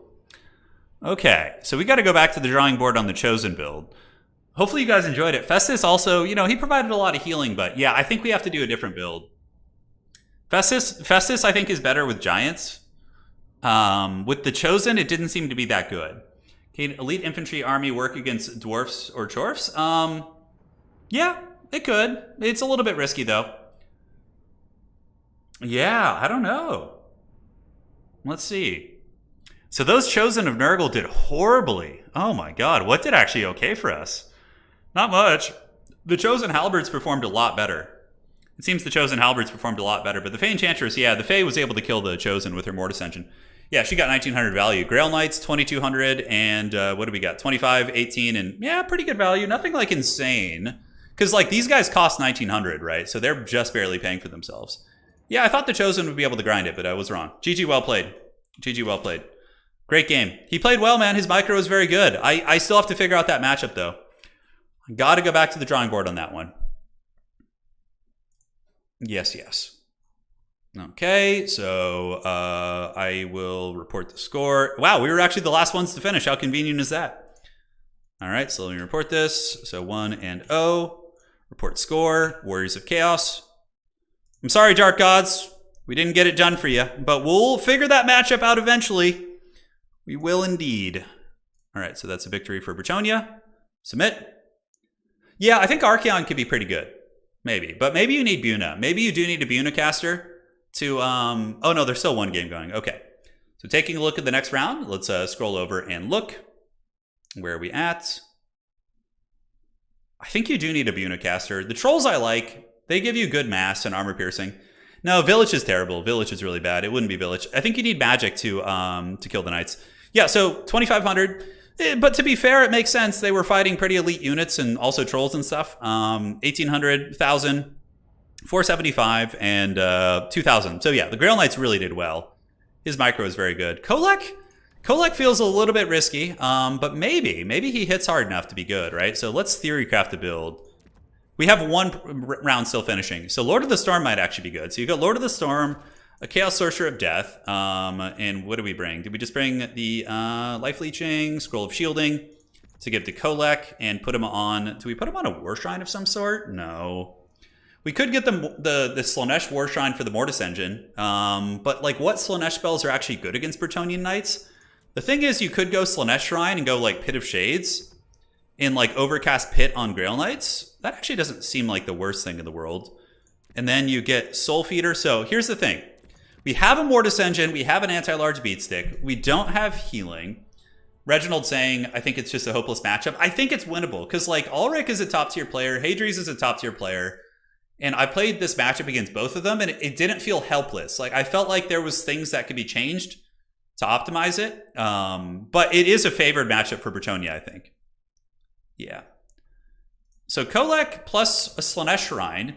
So you have like a sweet Mortis Engine on the middle of the map. And then maybe do you just go super heavy on Chaff? The Chosen Halberds do give you good sustainability where the Knights like have to work really, really hard. No, you're never going to land a Slicing Shards. You're never going to land a Slicing Shards on a Bretonnian Cav unit, ever. Like, it's not going to happen. So, yeah, we can keep this, cut this. Maybe we do go Slaanesh, though, and we get the Rampage spells. So instead of, like, trying to kill the Knights, we Rampage them into our Halberds. At which point, it should be pretty good for us. In Phantasmagoria.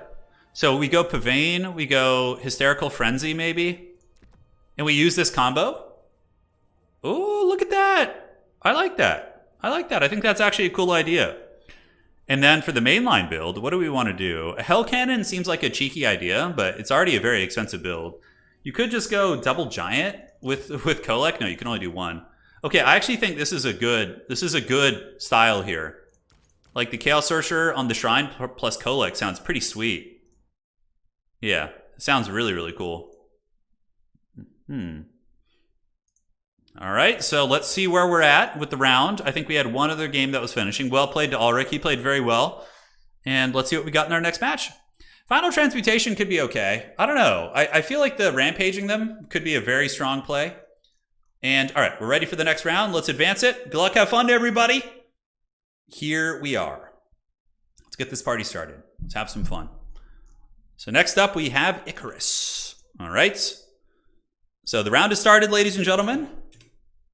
Let's see who we're playing against. Good luck, have fun. We are up. And let's get the lobby invite and get our opponent here. And see if the Dark Gods can carry on. Let's hope for the best. Festus, Dragon Ogres get annihilated by Bretonnian Cavalry. I already tested it. It's not very good. Maybe Summoners of Rage could work, but yeah, I find that it doesn't go super, super well. I was thinking like Swords of Chaos, because Swords of Chaos actually like fight Grail Knights pretty close, I noticed. Like, and maybe Festus or a Nurgle Sorcerer healing the Swords of Chaos could be pretty good. So you could also do like a Festus double giant build with Swords of Chaos. I think there's such a Swiss Army knife faction, Warriors of Chaos. There's so much tech to be attempted. So, nope, domination mode. And we're on border low landing. We might actually get another chance. I think we're playing Ogre Kingdoms. Okay, so it's going to be a different matchup. All right. So let's get the art here, and we'll get the screen blocker going and figure it out. Kolek's pretty badass, dude. He's a really cool character. So my opponent playing Ogre Kingdoms, and I do have a build for this. Yeah, I do have a build for this that Hadri's and I were scheming the other night, but I don't know. Will this work? It could perhaps work. I think it could have some teeth. It's a very, very neat tech for sure. So we got you. This guy, do we really want that? He's not very useful. I feel like we could switch it up and try something a little bit different here. So maybe we do this, get this, and then we can throw you in there. This is kind of a cool idea, though. I think this is very fun. I don't know how effective it's going to be, but it certainly looks badass. And, you know, looking cool is half the battle, right? That's truly half the battle. So that opens up another mark of chaos for us. So aspiring champions in this matchup do feel like they could be reasonably viable, too. None of the shrines feel that great. We really use all our chaos marks? So 1, 2, 3... Yeah, I guess we did. I guess we used up all our chaos marks. Can Nurgle heroes heal in multiplayer? Yeah, well, it depends on what... Oh, are you talking about exalted champions and stuff? The Nurgle champions? No, you have to heal them. They don't have any sort of self-healing or anything like that. Yeah, they do not. All right, do we get more aspiring champions against Ogre Kingdoms? I feel like their like grindiness and their high weapon damage against light armor could be good. Probably going to be facing a fair amount of Iron Guts, I would wager, though. I feel like that's going to be something we encounter. So got to put some respect on the old Iron Guts. All right, and then we throw you in for our last pick. For our last disappearing act. And do we want the Doom Totem? Oh, that's a cool item. That is a cool item indeed. All right, so a little bit of cheekiness here. I don't know if I like this like Lord choice. Do we go for something a little bit spicier? Maybe we do this as well. And can we cut the chevrons? Yeah, you know, now this build feels a little bit better. Yep. You know what? Let's give it a try. It was really fun scheming this one with Hadrius, and let's see if it works. Any chance you're using Knights of the Brazen Throne in the build? Let me look.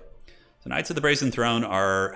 Man, if I were to use Knights of the Brazen Throne, it would be maybe against, like, Nurgle, because they do fire damage and are armor-piercing and anti-infantry, so they kind of counter a lot of the Nurgle healing and stuff. I don't know. Dragon Ogres? No, they don't do well against Grail Knights. It's not a good trade. They have 60 speed, so the Grail Knights, like, always get the good engagements on them. Maybe Summoners of Rage and Swords of Chaos. You could have your own anti-large, like, armor fighting squad. So you could go, like, elite stuff. Like, a couple Chaos Warrior Halberds backed up by, like, Swords of Chaos and Summoners of Rage with Festus healing them. And then, like, maybe a double giant behind that. That could be pretty metal. I mean, there's a lot of unexplored tech, guys. Kolek versus Ogres is good, but you know who else is really, really good versus Ogres? Is Sigvald. Sigvald is an absolute menace. He just sits on that objective, and Ogre Bulls literally can't kill him. He just kills their models. He just grinds through them. So he's very good.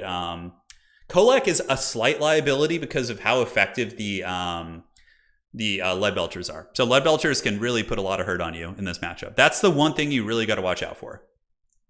And that's part of the tech you're going to see in the build. So the forbidden tech is we got halberds obviously, but we have a hell cannon. Now, the Hell Cannon is there to snipe the Lead Belchers. So what we're going to do is send one Halberd Warrior to the back objective to hold that. The other 3 are going to move up to the middle, backed up by the Severed Claw. Just looking super badass. Sigvald's going to be there. So we have, like, almost every Chaos God in this build. We have Slaanesh, Tzeentch. We have a Tzeentch Sorcerer on a disc. It's pretty good utility. Pink Fire can clear out Noblar Trappers. And then if they have blue fire targets, you can also just spam that. And plus, on his disc, he has shooting, so you can just sit him above things and... oh, wait, did I bring the wrong one? Does he have shooting? No, he doesn't. Well, anyways, he could just sit there and, you know, disrupt the Lead Belchers with his charging as well. I always get him confused with the Iridescent Horror one, but yeah, he doesn't have the same shooting. All right, so let's move you guys up, do this, and it looks like we're ready to go. Good luck, have fun to my opponent, and let's see how this goes. The Ogres are coming to get me. They are, yeah. Oh my God, it's Greason time! Oh no, he didn't. And you see, now the pressure is really on me. If I lose the Greasus, you know, we're gonna be in some trouble here. So what do we got? We have a Scrap Launcher. We have a Butcher of the Great Maw. Let's go explore his army here a little bit. We could do a little bit of back pressure if he's just gonna be sending Noblars over to that back point. Oh boy, he's got some big stuff. All right, he's got the Snowhorn. Oh boy, okay. Do I have anything to effectively kill the Stonehorn? I don't know if I do. Let's just start killing some of these. I guess did I bring any trolls? Thank the Dark Gods I did. I need some mass to stop that thing. Otherwise, it's just going to bully my army. Oh my God, okay. I was not expecting that. So we're going to try starting to take out the caster. And yeah, I don't think he has anything good. His army, it's mostly chaff. So we're going to just start the blue fire spam on the Butcher of the Great Maw and see if we could just take him out over the course of a battle. So looking good. And we can also get some hounds and send them to the back objective, although... Yeah, that did some good work. Blue Fire is a really, really good spell. And yeah, I love that Warriors of Chaos can just take advantage of all these different techs, right? Oh my God, he's got triple Scrap Launcher! Dear God in heaven! This man must be stopped right now before this evil spreads to the rest of the meta. All right, so let's go for the back objective here. And we'll have another blue fire in a second. And let's get behind that pillar. Dear God in heaven, he's done it. All right, let's keep sniping that caster. The trolls are just there to fight the big monsters. And thankfully, we do have halberds. Sigvald should be able to take on Greasus. You know what? The scrap launcher spam is not bad against my halberds. And all, like, it really isn't. So yeah, we got to watch out for that. Okay, let's have you guys go here, you guys go here, you guys go here. And the trolls need to just follow here, and we can get the Hell Cannon to start shooting at this. Literally no good targets for the Hell Cannon. Severed Claw, go after the big man, and our caster, he can just come back, and we can actually do a little bit of cycle charging here. And take the back objective from him. And again, taking advantage of some of the cool tech we have. Sigvald getting absolutely hammered by this big monster, though. Oh boy, hopefully he can survive that. Getting a little bit scary. A little bit scary for sure. All right, so let's go ahead and blast you. We can. It looks like there's going to be some sort of a nuke here, but Sigvald doesn't stand alone. He's got a little bit of support. Back objective does get threatened, so let's get another hound unit, pull it up here, do a little bit of supporting, pull back into the trees, and see if we can get the good engagement. So yeah, his lord is taking a little bit of work, and it looks like we did mostly dodge that. We have the middle objective, and Sigvald, he's pretty hot right now. He was able to avoid that, so that's good. And now we just pull back into the trees, and we call in our supporting hounds, and then we ambush that back point again. All right, so how are we looking? Looking pretty good. We got a lot of units blobbed up here. We don't want to be blobbing. And now we have an engagement versus a big Greasy. And let's go ahead and drop another snipe here on this character. Sigvald the Magnificent, going to be looking extra fantastic. Let's have him go after the Slaughtermaster here. And it looks like he's coming here, but now we have the 2v1. So we can pounce with both those units. As far as summons go, let's get another Armored Troll in there. I think we need more mass to deal with this build. And yeah, the Halberds should handle most of these units. All right, Sigvald. Give them the blessings of Slaanesh. Halberds are grinding here, but we need a little bit of support nearby, so let's call these halberds over this way. Sigvald chasing that character, but not going to work out. And yeah, looks like this back objective is going to be pretty good for us. All right, so let's drop a blue fire on his head and bonk him. Sigvald needs a little bit of halberd support. He doesn't want to be fighting that monster. Let's get you around the side. Hell Cannon. Honestly, I feel like there's not much to shoot here for us. It's a weird situation. It's for sure weird. Let's get an Exalted Hero in there. They're pretty good. Just like have them grinding up on the point. Oh, the Power Fist! All right, so one more blue fire should do the trick. We do have a lot of support. Greasus is getting swarmed. You see, if I had gone Kolek, Greasus actually could have had some teeth here, but my poor Chaos Dwarf's going to get pounded here, it looks like. Do I have anything that I can summon in a panic to defend my Hell Cannon? I totally forgot. It's because the Hell Cannon wasn't doing anything good, so I was like, I don't need to protect it. But yeah, anyways, we'll see if we can. Let's get some hounds out, see if we can stabilize the Chaos Dwarf crew back there, and these halberds just valiantly holding on to the objective. All right, so let's grab you.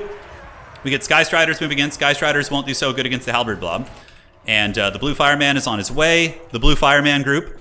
Let's keep clearing out Noblars here. And the Hell Cannon should be stabilized. The fact that we got those hounds there quick enough, I think, is going to do it. Oh, Greasus is in trouble. Sigvald's almost got him. I think this game's over, though. We got his caster trapped here, and Greasus is getting hunted. And yeah, it's going to be very, very tough. That Sigvald, he's so hot right now, dude. Oh, he's so hot right now. All right, let's send some halberds up to go push. We're pretty massively ahead on value, and we have Hell Scourges threatening his back objective. Let's get some horsemen over there and see if they can just kind of javelin here. Let's call some hounds in to do a little bit of nibbling against those guys. Severed Claw still in great shape.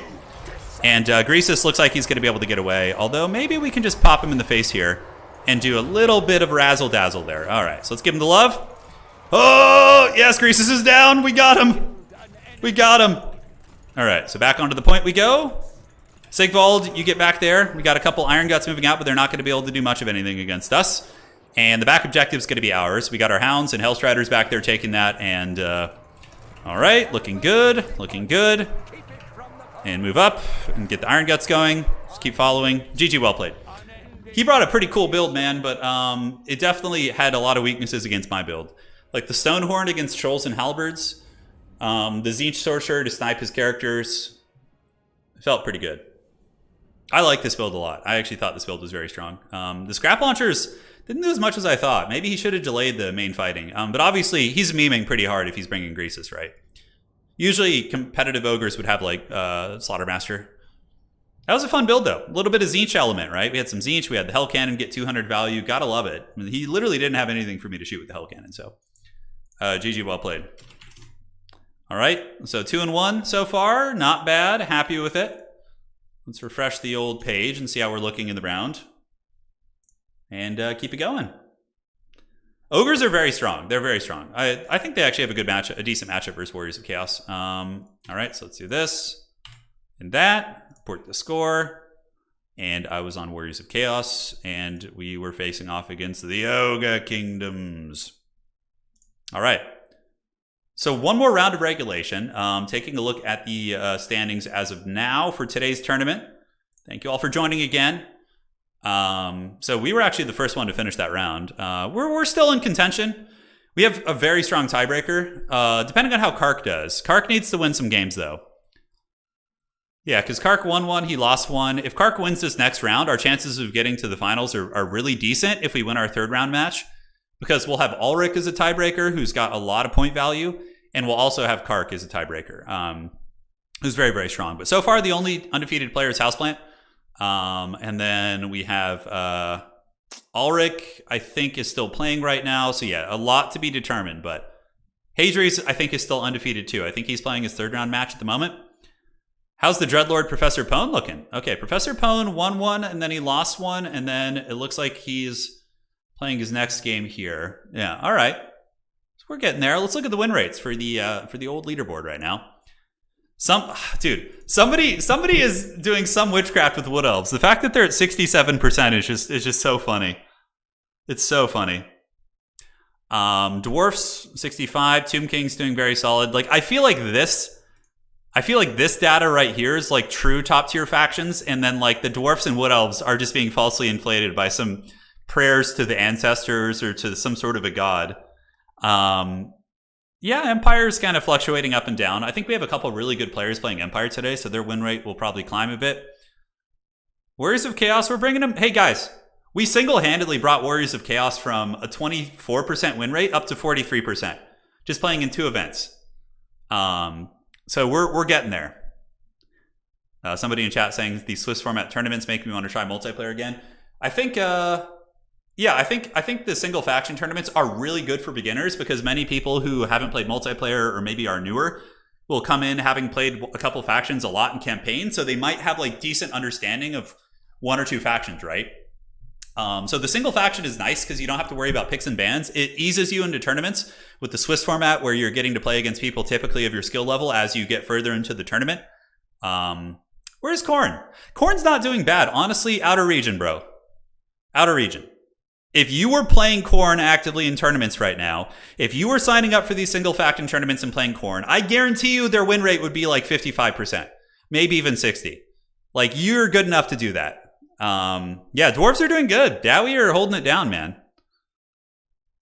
I think that Corn is like good. Like, Corn is a good faction, I think. They're not like top tier or anything, but they're definitely like solid. Like, I think Corn has good matchups. I wonder what Corn does against Bretonnia. I feel like that's hard. Maybe Scarbrand rampaging like Elite Knights, and then you just use the Minos with great weapons bolstered by like, I don't know. I feel like Grail Knights will just crush a lot of your roster. The fact they do magic damage just will wreck Fleshhounds really hard. I feel like a good Bretonnian player would probably be favored against a good Corn player, would be my guess. Corn OP, says Pone. Yes. Well, Pone's playing Slanesh today. Dude, yeah. Outer region, you could carry their win rate. Yeah. You're saying single faction is your best bet as a tournament beginner? Yeah, honestly. Yeah. Well, I saw Outer Region talking about... Outer Region is our resident Corn player. He's like the best Corn player out there. Right.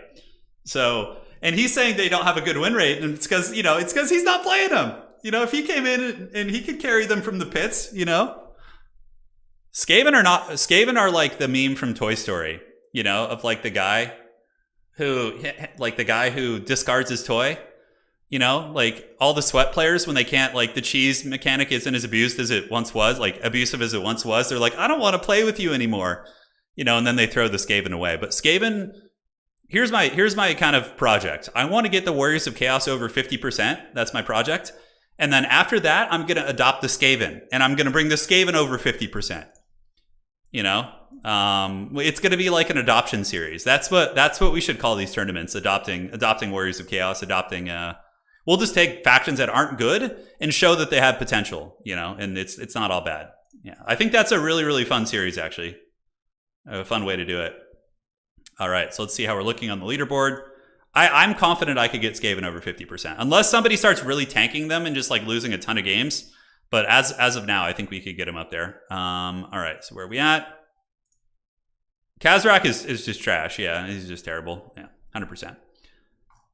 All right, Professor Pone with the steel chair getting the W. So Pone's got 2 wins right now. His tiebreaker around 3 or 4.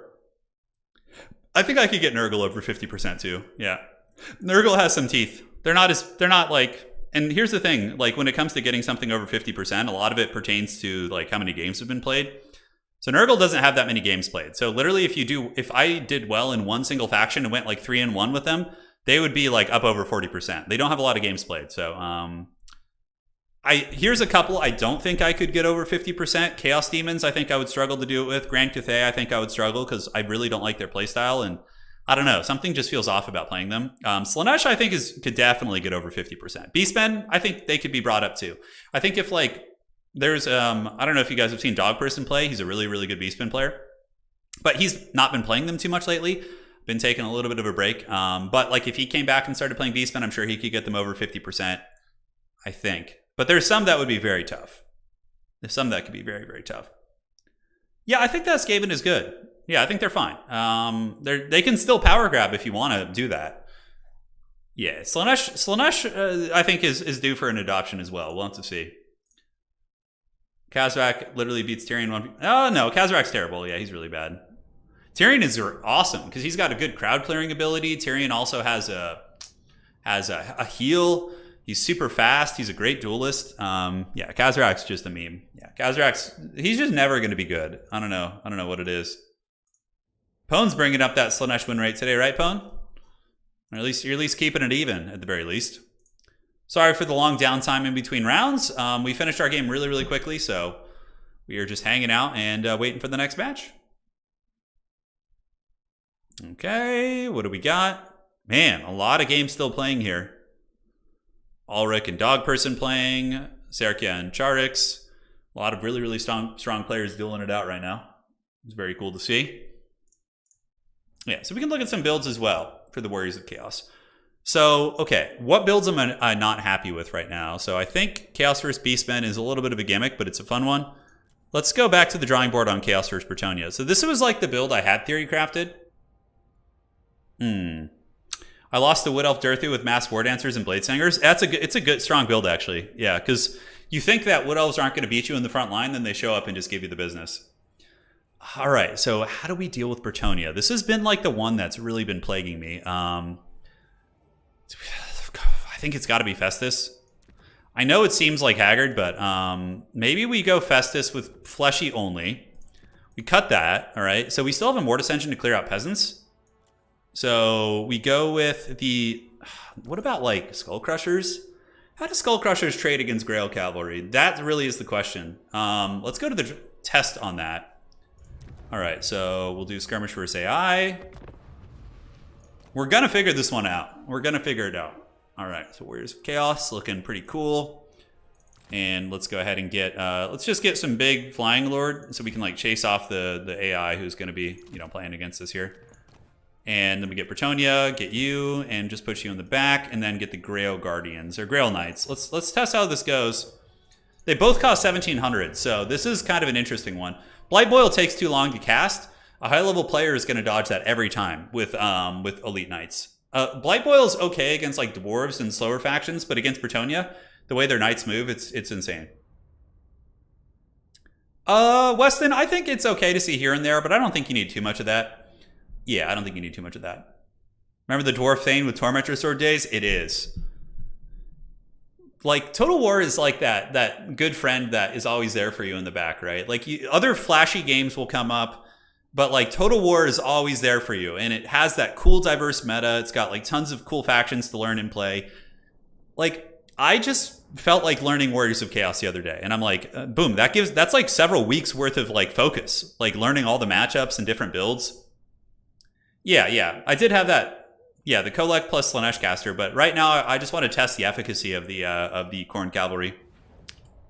Yeah, Burning Head is good, but like having Nurgle healing in the cavalry fights seems like it could be very strong. Bellacore. Unfortunately, I'm testing versus AI, who's awful, but, you know, we'll do this. Get the test here, and then we just kind of run interference here. All right, so they didn't use lance formation. Oh, man, the AI is so stupid. Like, look at him running. Of course, my guys are going to win if the AI is running like this. Yeah. Anyways, let's see if we can get a normal test. Hold on. Let me check the brackets. If the brackets still have a little bit of time, let's see if maybe Hadries, you could test me out, yeah? Or Pone. One of you guys, if you're free, could like jump on the mic and we could do a little bit of testing while we wait. They do have 15% word save, that's true. Pone, you'll join? All right, sounds good, brother. Okay. So how are we doing on the rounds? And outstanding. Pone will join. Testing. Turn. All right, there we go. All right, Pone, I got a lobby. The AI desperately wants to cycle charge. Yeah, that's true. All right, so want to test a couple things here. Let's do Skull Crushers. And then Pone can join here. We want to do a land battle and do Crossroads. Crossroads is like the default testing map. So Pone, if you're listening, bring 4 Grail Knights. I'm trying to like find an efficient way to trade with the cavalry. Try melee reflect on Cav? Yeah, I could try that. I'll try it on one of them. But the problem is they're probably just going to run. No spells. No spells, Pone, also, by the way. No spells. All right. Swords of Chaos are another one I wanted to test out, so we'll see how they do. Because Swords of Chaos, in theory, will be slightly more effective at killing like Foot Squires and infantry than the Skull Crusher, so... Because like a Skull Crusher-based build with Festus like AoE healing them could be really strong.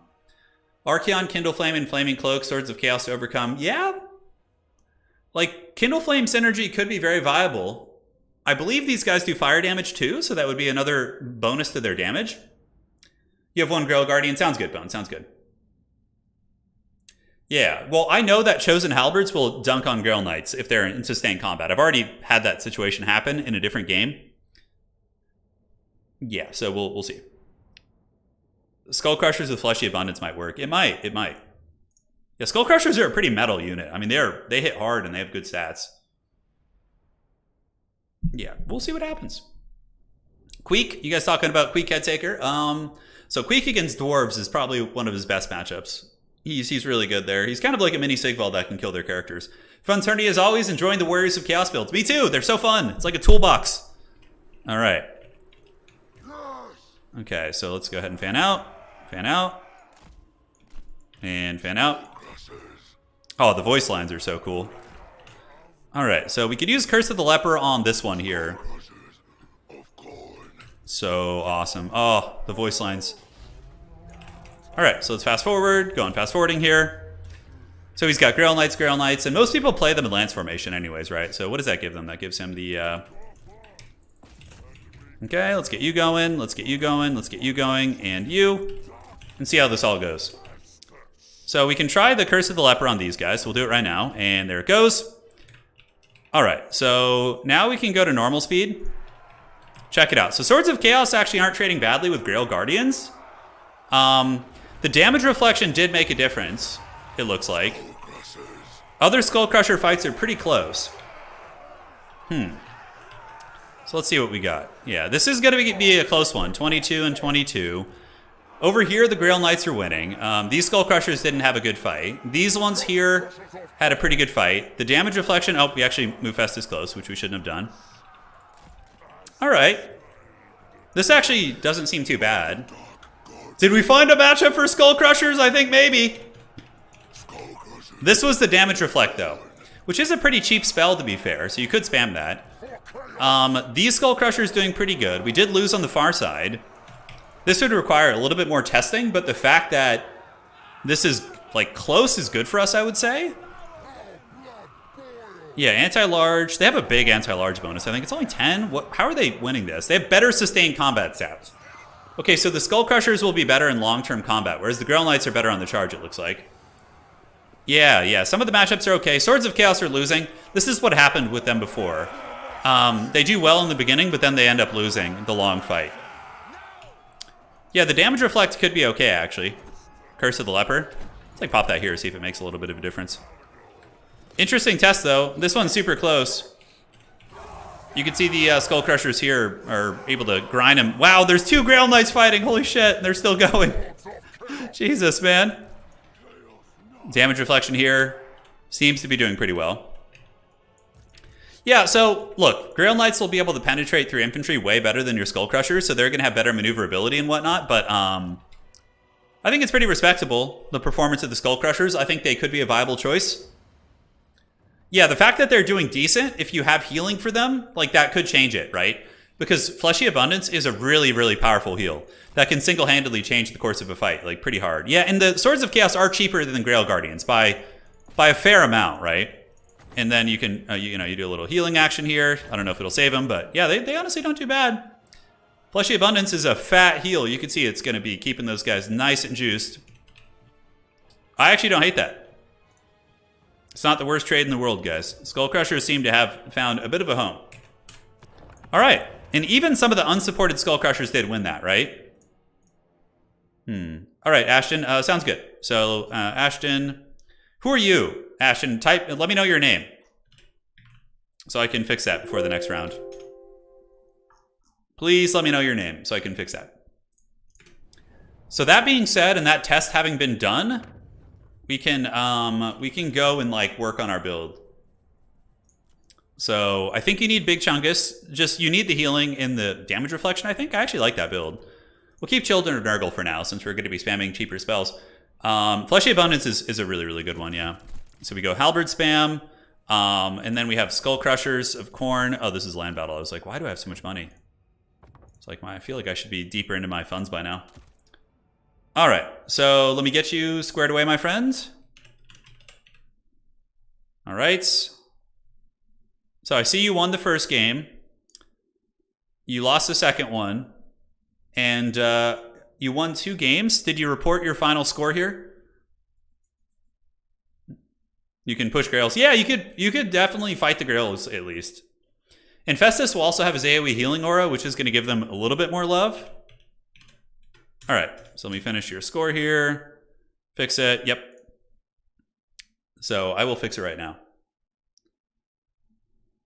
Yeah, the damage reflection is very niche because I think the only reason the damage reflection works so well is because we got a really head-on charge. And I don't think a good Bretonnian player is going to be like jumping in like that. Yeah, I don't know.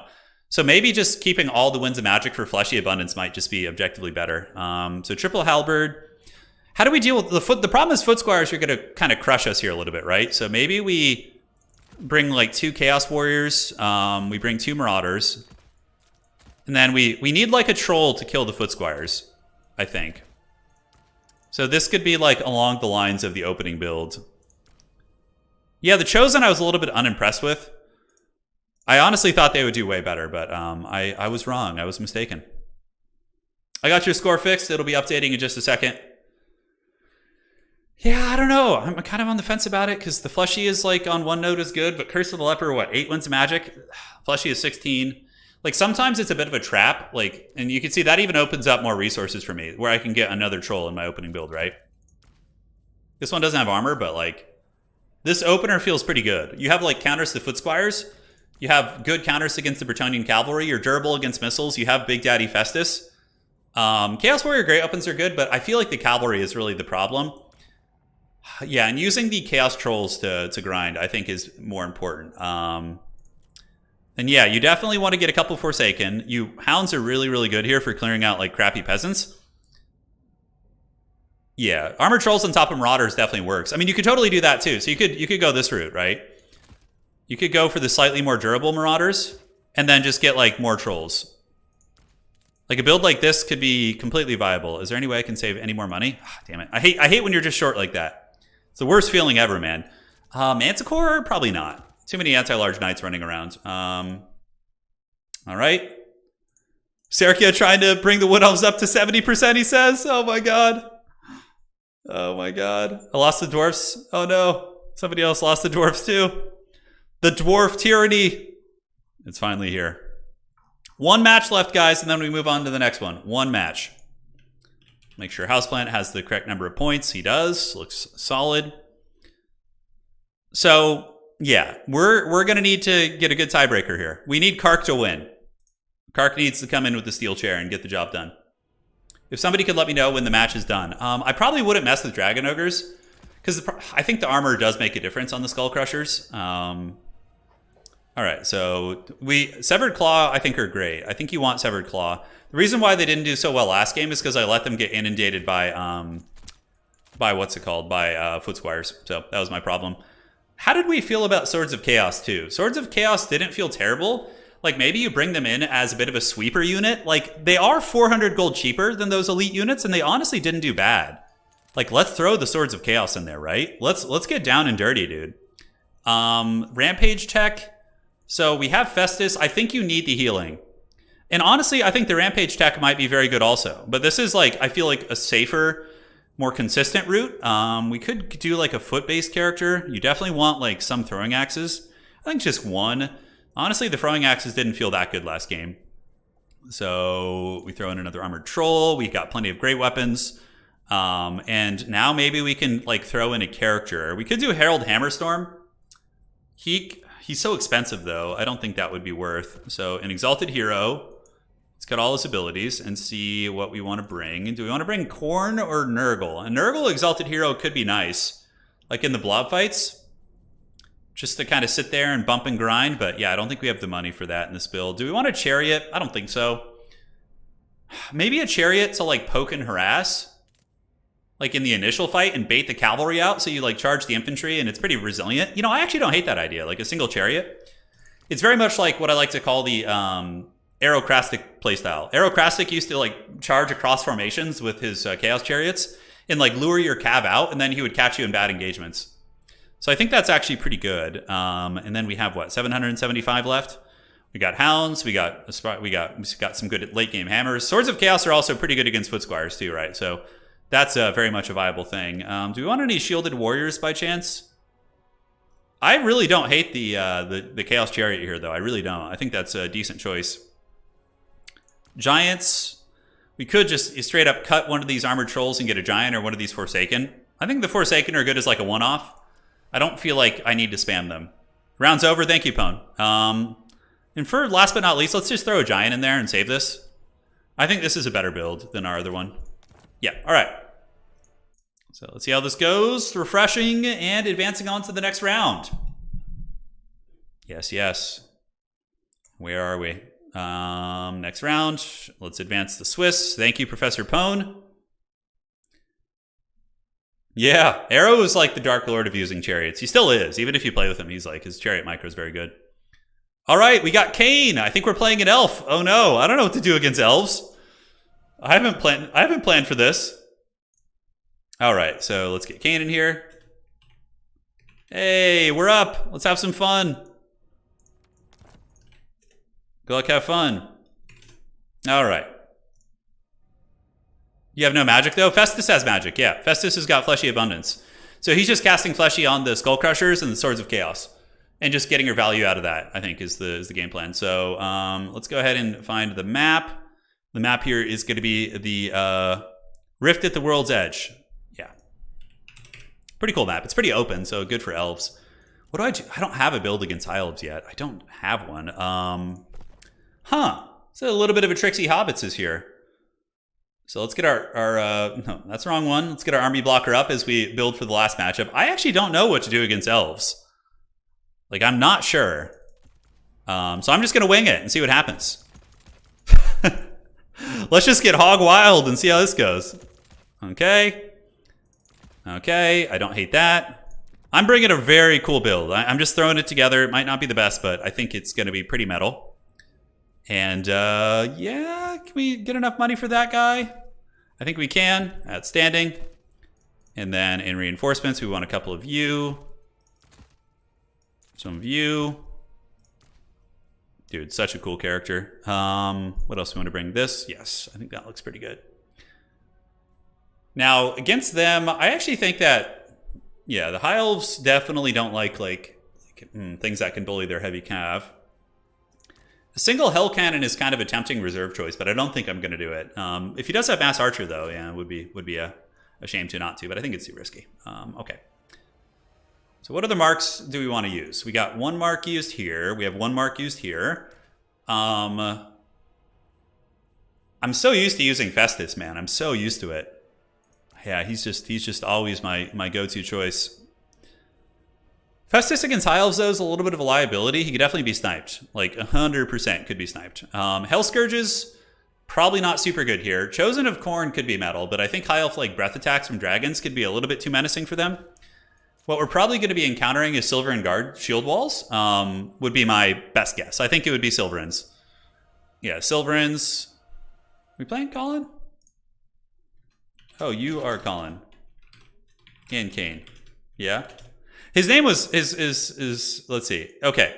Just want to make sure I have the right player here. Looks like we do. Okay, so aside from this, let's get some of you in reserve. I think against High Elves, you always need quite a few of those. And, dragons are a bit of an issue we have to worry about. We have to put some respect on the dragons. 100%. Let's actually do this. I think this is a bit safer. Yeah, I think this is way safer. You guys are going to like this build, I guarantee it. You're going to like the way you look. Metal is actually pretty viable against Elves too. Searing Doom on top of their archers and stuff. Fire is very good for clearing out like their archer line, but if they have Shadow Warriors and like loose formation archers, it's pretty bad. So Death is just always a safe bet, to be completely honest. Like Spirit Leech Buna is like, if you don't know what to bring, just bring Spirit Leech and Buna. You're gonna like it. It's gonna work out for you. Okay, looking good. Most of our army is ready to party. Time for Elgi schemes. I know. We're facing the Elgi schemes. We are. Yeah, they're here for blood. I'm going to bring one really cool unit for you guys that's off meta. But it's super badass, so it might work. Although, don't... Hang on a sec. I think Dragon Princes have fire resist, right? So that would just be trash. Yeah, so we'll bring you in reserve here. I think that's pretty good. A couple of these are always welcome. We got to pick a different color scheme. We keep picking the same one.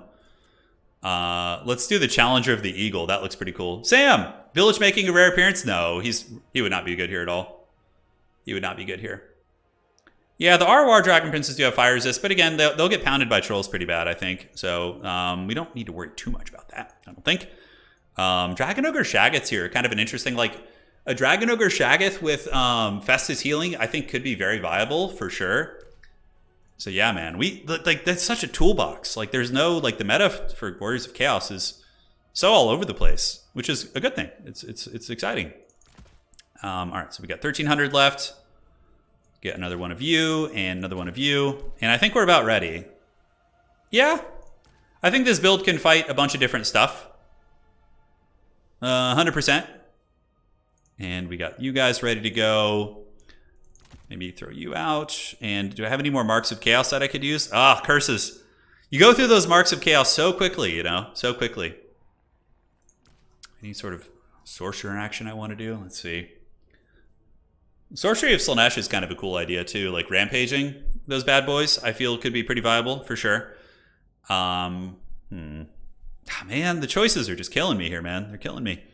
So Lash of Slaanesh, Acquiescence, Rampaging, Dragons to their death is definitely a very viable choice. But yeah, I think this is just the safer way to go. All right, any last words here before we make the final awful changes to our build? Nope, looks like we're chilling. Looks like we're chilling. Good luck, have fun. Let's see what my opponent's got. What's it gonna be? What's it gonna be? So it's really funny. I just casted a couple of Kane's replays, the guy I'm playing, and he is really, really good at High Elves. Like, I'm sweating bullets here. He is clearly a very good Elf player, so. But we need to get the win to have a chance to advance to the Grand Final, so. Triple Hell Cannon? I may have brought one in reserve.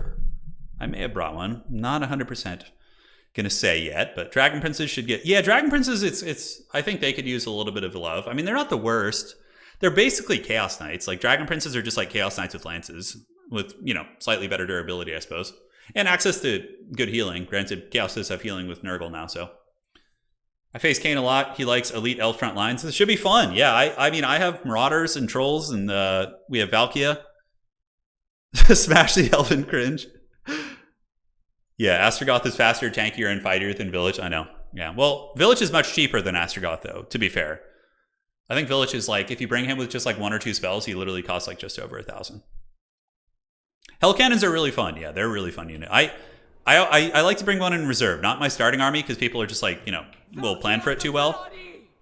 Valkia is really good. She can fight the dragon type characters with her demon shield, and is just overall very menacing. So we got Severed Claw here.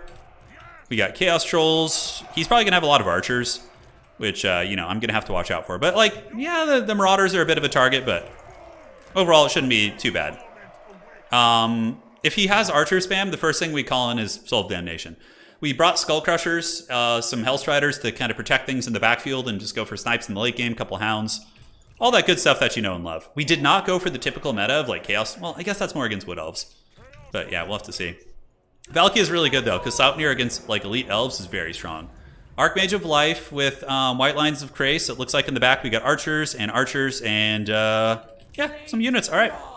So we just play these 2 objectives, and Buna will basically just karate chop anything elite that he brings out. Yeah, I think Marauders will trade very well into like Silverins, Marauder Great Weapons, but the archers need to be shut down so our trolls can thrive. So we just use Valkia for that. We just dive her in and just use Sleipnir, and that's basically that. Actually, a Hell Cannon would be super sick against this build. Do we go for these 2 points? I think we do. Let's go to these 2 points, actually. The outside point, we could just like send like a loose unit over there a little bit later on to grab it. So Valkia will definitely do good here. Archers. I feel like he's hiding something. Like, what could he... Does he have Shadow Warriors or some shit? So we can check. 1, 2, 3, 4, 5, 6, 7, 8, 9. I think he might be hiding 1 unit. Maybe. But definitely we're going to call in the Hell Cannon here. Slaughter personified. So badass. Valkia is pretty heavy metal. All right, so almost have enough for the soul. Let's send 1 Marauder over here to go grab this. So let's put you in group 7. We'll have you go chill. And yeah, and then we just kind of get the old Cannon of Hell and start doing hellish things to our opponent here. As we blast into the... Let's rip 1 shot here, and then we can move it up after that. All right, so he's getting his party ready. We're going to line up in the trees, because Chaos likes to ambush out of the trees. And the Hell Cannon is doing its thing. If he tries to get it with any sort of skirmish cavalry... Ooh, he just called in elite infantry against us. That's great. All right, where's that Hell Cannon shot? There it is. All right, so we need to get on the archers now. All right, so Hell Cannon shot, misses, swing and a miss. It's all good. Happens to the best of us. Chaos Sorcerer, a little bit of lapse in micro. But yeah, we just Buna those Swordmasters like hardcore on the other side. And yeah, just shoot the archers, basically. That's the game plan. So these are Silverins, so let's get our Marauders squared up and get our Trolls behind them. And yeah, we Buna and or, you know, get them with other tools here. So Marauders, let's get in there and party. And we could also call in some Hound units on the back, so let's do this. And get behind his army. There's some White Lines of Krace hiding in the bushes. All right, there we go. All right, so let's go after his Archmage. We do see some heavy cav coming out. Those are going to be Reavers, which we can easily intercept. So I'm not too worried about that. All right, let's get here, let's get here. Get the Severed Claw and get Trolls on top of these. Pull these Hounds up and around the back. And to get these Trolls on top of you guys. And overall, looking pretty good. Those are just Reaver units, so we can go ahead and Buna you. And Valkia can just jump on these archers right here and just start disrupting them, basically. So that's going to be the plan. Let's do a Sleipnir right down the pipe here.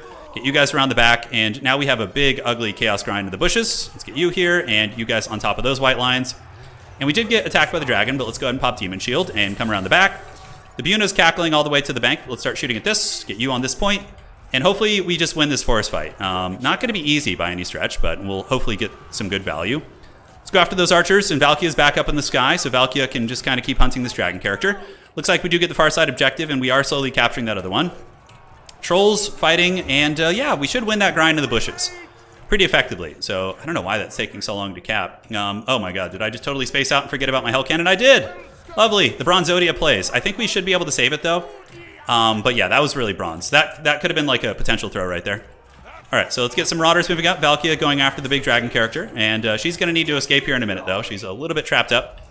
So we do have this character. Let's get Valkia out. She is doing some good anti-large damage, and we did kind of feast on his archers, so his archers are offline. Valkia is a very resilient duelist, though, so maybe she's going to be able to pull something here. I'm not sure. But the Hell Cannon, are we going to save it? The Chaos Dwarf crew should be running, and I think if we can just save a couple models, the Hell Cannon will come back. So how are we doing on the troll fight? The troll toll is being paid. We got a couple more archers coming out. This objective is going to be grabbed by us. We could do Skull Crushers, but honestly, I feel Chaos Warrior Great Weapons coming out and just grinding is going to be the way. So Valkia is back. Let's have her get in here. We chase down his archers there. And how are we doing on the Hell Cannon? The Hell Cannon crew is actually still very much alive, which is good.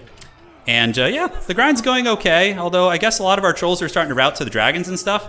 So let's pull some of the trolls back. How are we doing here? Man, those Reavers just will not break, dude. They will not go quietly into the good night. So Valkia, Swordmasters, they definitely need to be focused, but this damn Hell Cannon being offline is not fun. Some of the Chaos Dwarf crew did get away, and Severed Claw is still fighting in the bush as well. Nice breath attack, and Value is pretty close, but I don't have healing is the problem. I do not have healing, so Hounds, let's get them on these Sisters of Avalorn right here, and I think we're going to finish these guys off eventually. Let's get the Chaos Dwarf crew coming up. Let's get Valkia back, and we do have another Sleipnir, so we can just keep fighting here for a moment, and then pop a fat erect Sleipnir right down the pipe right there. Yeah, the trolls breaking is problematic. That's definitely not good. They didn't fight super well. I guess they do get penalized in the tree line, so yeah, so that's not good. But it's okay. We'll find a way to endure. So Valkia is still battling, but we need to get her back. Let's get Severed Claw to the middle, and the Hell Cannon crew. Oh my God, the Reavers beat my guys? Wow, I was not expecting that. Holy shit. Okay, that's really bad. I think that's how I threw this game. All right, we'll keep trying though. We're not going to give up. We got trolls. Trolls are back. We do have a lot of healing via the trolls. Let's get you back to the point here. Wow, I did not expect that to happen. Holy shit. All right, how are our Hounds doing here? We finally got him off. Can the Hell Cannon still shoot? Yes, it can. Hell Cannon, save me. All right, so let's go after the Sisters of Avalorn, pull you guys back. We got a couple dudes in the bushes here, so let's gather them up and have you guys ready to party. Valkia is still dueling this big beast. Let's pop the Demon Shield, make her immune to damage, and get you guys back. And now we need to get, yeah, so we finally chase those guys off. Let's get the Hell Scourges up and call in some Hound units, or Horsemen even is fine. Just need some mobility. Valkia getting those anti-large attacks, but not quite getting the job done. Chaos Warriors can move in, and you guys move up onto the Trolls, and let's get some of you around the back of the army. We can Buna down those Sisters of Avalorn, which I think is going to be good. And yeah, let's see what happens. Valkia needs to escape, though. We can't afford to lose her here. That's for sure. We do have the objectives advantage, which is nice, but for how long, who knows? All right, so yeah, we got the Buna down to the Sisters, and the Hell Cannon is back online. I definitely may have thrown the game with that Hell Cannon. I needed that thing to be winning some of the fights for me earlier. Horsemen, let's get you guys back around. Trolls backing around. Severed Claw can move in. And the grind is now on, and it seems like the Trolls are doing well. Yeah, Sisters of Avalorn completely offline. Chaos Warriors here, getting swamped a little bit. How are the Hounds doing here? Yeah, these are, what, Illyrian Reavers? Okay, so let's get some Forsaken up onto that point, see if we could stabilize that before he takes it. He might be able to just straight up get it, though. All right, let's get the Horsemen going after these guys, and the Hell Scourges are here. Let's move in. And yeah, it's going okay. Where's our girl Valkia? She's around. Valkia can just go dive some archers in the back. Take those easy fights where we can, and let's get some Horsemen to just sweep through archers in the backfield, and we'll put them in melee mode and see what they can get done. All right, so we got Trolls coming up. We got some Spearmen here. Let's get the Trolls battling you, and we have the throwing weapons, so I think we're okay on the Bunas. Let's start Spirit Leeching the Lord. See what we can get done there. And Forsaken, have they made it to the point? Oh, these Trolls might be able to stabilize it. We need to hold on to all the points, and just force this melee grind to go well for us. Chaos Warriors and Severed Claw doing reasonably good. Valkia hunting down archers where she can. We got a couple Horsemen circling around the back. So let's get them to start using their throwing axes against the Swordmasters here. Trolls in a bit of a tough fight, but yeah, these Marauders here, I would say, holding reasonably well. All right, so we got these up on the point. That's really clutch. The fact that we're able to kind of stabilize that is pretty big. Let's get some more Chaos Warriors moving up to the point here. See if we can grab that. Value is pretty darn close, actually. So we have kind of pulled back the value a little bit, which is a big win for us. Severed Claw, let's get you on the point. Keep throwing at these, and Valkia needs to get away now because he's obviously going to be able to kind of pull some witchcraft on Valkia. All right, so down to the low ground we go. Here should be a win for us, and he's going after the Deathcaster, so lapse in micro on my part, and let's go ahead and use Scroll of Shielding to prevent that caster from dying and run away. And Trolls are retreating, but you know, Trolls, they tend to come back, and we forgot about these Hound units we did have here. So let's keep throwing into the White Lines of Crace, and these Marauder Horsemen need to get back. We do have the Severed Claw fighting on the objective, but aside from that, not too much. Valkia did chase down those archers, so let's pull you guys back, and do we want to try for like a ninja on this point? It's not going to be easy. The Elves are looking pretty nasty here. Severed Claw is going to anchor that point for as long as possible. We Spirit Leech the caster again, I think. And maybe at some point Valkia is going to be able to get like a good gooning on that character. Maybe. Oh my god, what is the Hell Cannon doing? I'm playing so bad this game. Okay, maybe he didn't notice. It's right in his face. Okay, guys. It's stay calm. Stay calm. The Hell Cannon is in close quarters combat. You know, that's if you guys haven't noticed, that's my forbidden strategy for getting those good fights up close. Yes, that was the plan all along. All right, So thankfully, we're going to steal this outside objective, and let's get these hounds to go nibble on his archers real quick. And we got this one. It looks like there's going to be some heavy cav coming in, the Fireborn. Okay, so we got to be ready for that. That's not going to be fun. What do we have to fight them with? Trolls and Forsaken? Oof, that's rough. All right, Valkia. We have Demon Shield on Valkia, so we need to get her out. Severed Claw still fighting like absolute champions, and it looks like he did blunder the side objective, so we're going to be able to get that one, I think. Let's get these archers dragged down, and now we can get you, pull you back, and get this Deathcaster getting in there. And hopefully the Trolls and Forsaken can do some work while we get the Great Weapons back in. Oh my god, I can't believe I sent that Hell Cannon to melee. The Hell Cannon thirsts, it's true, it does. You know, it is an engine of chaos, so after all, it is going to be, you know, a little bit bloodthirsty. But yeah, big misplays this game, but you know what? It's part of the fun. It is part of the fun indeed. So we'll save up for Skull Crushers. Let's get you guys to come in and start crumping here. Hounds are nibbling on archers, and what do we have here? Chaos Warrior Great Weapons? Yeah, pretty respectable. Chaos Warrior Great Weapons will take some time to kill. 100%. And we need to just keep scrapping and find a way, because we are just making so many misplays. But, you know, it's all good. It's all good. It's part of life. Life is basically just a series of misplays, you know, and that's how you roll. All right, Valkia, the fact that she's trapped here is really shitty. Haven't been able to get her out. Feels bad, man. And let's rear charge those Silverins. The Severed Claw are still holding steady, which is pretty nuts. And we'll get you guys up on the point. Nibble into the back of them. And now we can call in the big boys, the biggins. So let's get the Skull Crushers of Khorne out and see what they can do. So yeah, a lot of misplays here. Valkia dying too is another one. Add it to the old repertoire, huh? All right, so Reavers. Because the Hell Cannon would have been so good just sitting back there and shooting the entire time. And yeah, the Hell Cannon's grinding. It's grinding there. We do have the 2 objectives. The Elves are kind of struggling to get a couple points back, so maybe we can work something crazy with that. Skull Crushers are on their way. Let's pull them over here to hunt these units down. Are we going to be able to hold this objective? See, the thing is he has healing and I don't. So, yeah, that's not good. Let's get the Skull Crushers over. Chaos Warriors get nailed by that breath attack. That was a beautiful one. And, man, we just threw this tournament, dude. We were in such good shape. Such haggard plays. Just the dreaded melee Skull Cannon. Maybe he thought it was a forbidden tech and was just surprised by it. That's what we got to be hoping for here. Is there any sense in fighting over here? Nope, there's not. There's literally no sense in it. So we'll just charge these Silverins real quick and then just get some damage and then just pull away and try and do some funny business in terms of stealing objectives when he leaves. All right, let's get you in the bushes. Valkia is dead too. Everything's falling apart. Oh, everything's falling apart. God, we played so shitty this game. What happened to us? We were playing good earlier. Just letting a Hell Cannon charge into melee. Valkia just dying to some random-ass spearmen. Just what's not to love? All right, so we're pretty behind now.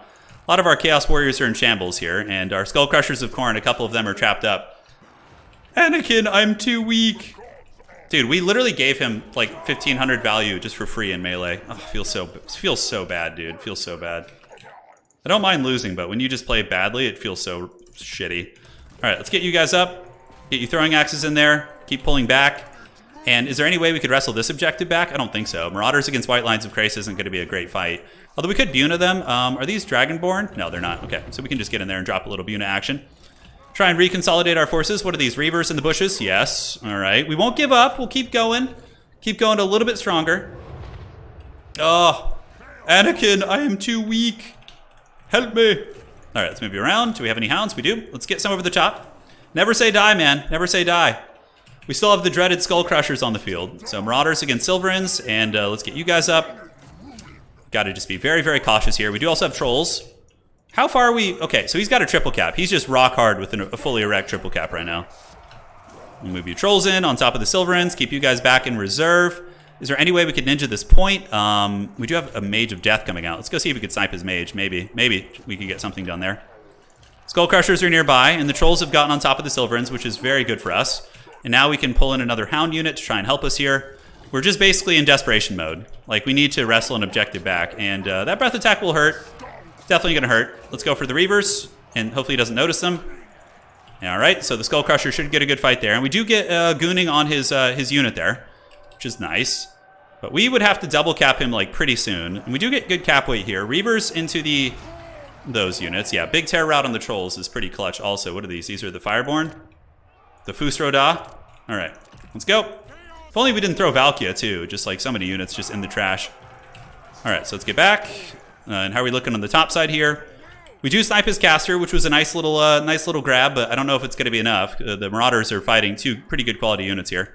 So, yeah, let's see what's happening here, though. Skull Crushers are retreating. And, all right, let's move it on up. Let's move it on up here, get these guys back, throw some throwing axes over this way. Trolls make their way back in, and Hounds can chase down these Reavers or go for the Archers up on the top. Yeah, the Skull Crushers he's got a lot of spears though, so I have to be very cautious. I'm gonna try and get them in here. Let's pile in, get the Hounds around the back to go nibble on the Sisters of Avalorn, which could be a good value for us. And we need more Marauders to come and try and get this point. We don't have time to save up for good quality units. We literally have to double cap him almost right away. Let's charge him to the back of the white lines of Krace. Skull Crushers getting dragged through his spears. Hound units getting a good engagement, but we can run them back into the trees here. And let's get these Skull Crushers to charge into the back of these with a little bit of troll support. Should be pretty good for us, and get another Marauder up. And yeah, we have cap weight on this point where somehow Palpatine has returned and captured this objective. So let's get the Hounds moving, and we can pull back here and maybe get the cap on that. Maybe. Stranger things have happened. Stranger things have happened for sure. We just get Horsemen at this point because can't really afford anything else. So yep, we get here. Let's rear charge in. Just kind of avoid the dragon where we can, and got a couple Forsaken. Let's get those guys moving back. Marauders have made it up onto the point. We have broken this, so let's jump on top of the Swordmasters here. Trolls, keep doing your thing. Let's go get the Skull Crushers there. Sisters of Avalorn, I have nothing to shut them down. Speaking of, let's go get these Horsemen across, although we need to get the cap here, so let's just get the cap weight there. See if we can get it. All right, so somehow Palpatine has returned, and we did flip the objectives, which are pretty crazy, although I'm pretty sure he wins on one, so it's not a huge deal. I think he's got this one in the bag, but just goes to show that a little bit of scrappiness can sometimes get you back in games. You know, had this been a little bit closer, maybe. All right, so we do steal that objective, and we steal the far side objective. Now, which one is more precarious?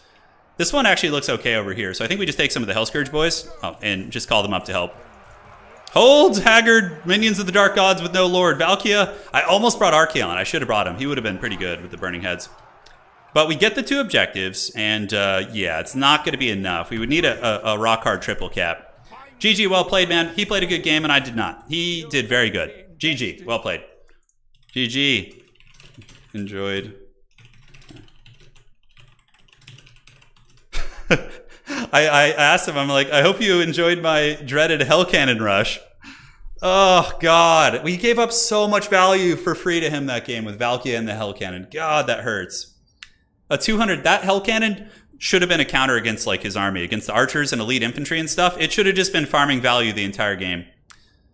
Yeah, valiant defeat from the jaws of a crushing one. Ain't that the truth? Ain't that the truth? He played well though. I like his breath attacks. I thought it was cool. I honestly think the build is pretty good. I like this build. I think it's good. I think it was just me playing bad. I think the build was fine. Yeah, man. Forgot to use it. Well played. All right, so we're going to be casting the semifinals and grand finals now. And let's see what happens.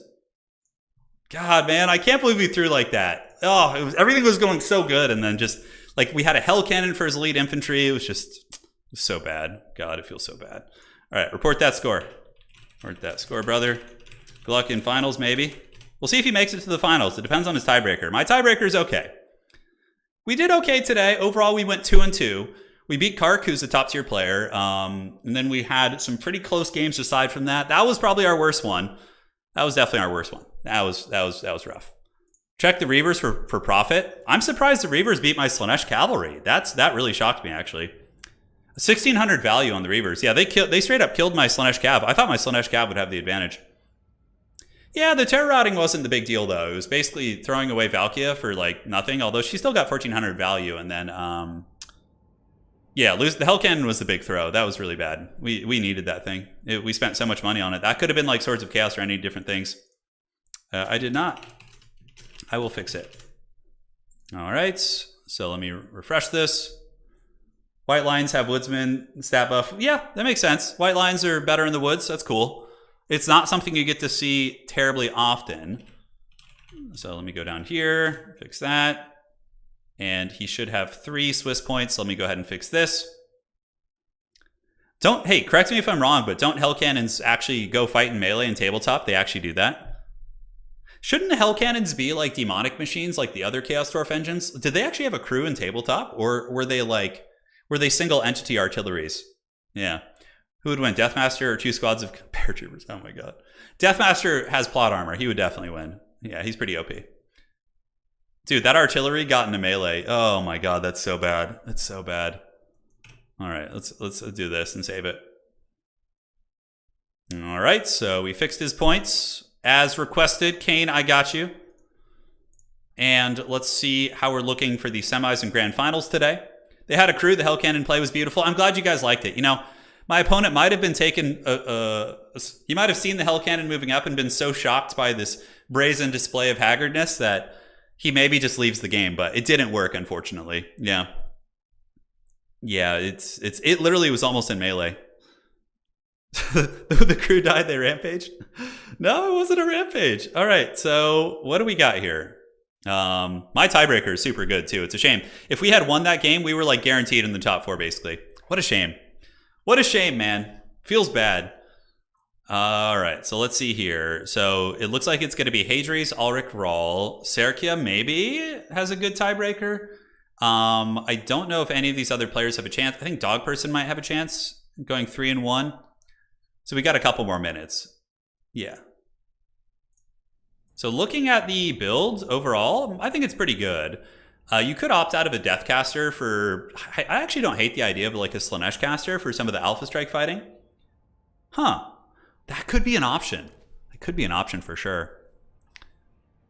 Man, so a quick question, by the way. I'm going to run a poll for this.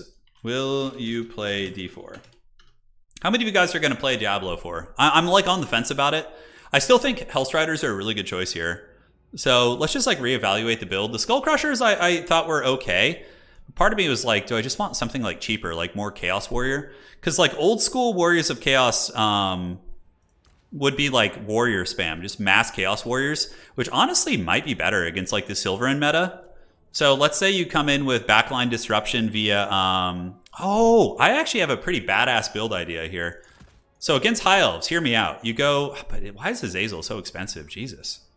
He's so pricey. So you could go with Sigvald, okay, to grind against High Elves. And then you go with like a Warrior line. The problem with the Warrior line is you're vulnerable against dragons. But then you go with a Chaos Sorcerer of Slaanesh. We're just like, it's like a Slaaneshi Warriors of Chaos build. Right? So we go Chaos Steed, we go Soul Feeder. I think that heals when they cast, which isn't bad.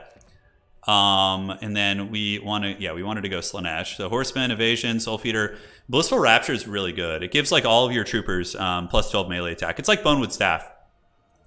So Lash of Slaanesh is good, Acquiescence is good, and Pavane to rampage like cavalry and monsters. So now the weakness of this build is that you're going to struggle with big monsters, right? So how do we deal with like big dragons in this build? Because like breath attacks and rampaging dragons will cut through our warriors pretty heavily. So, do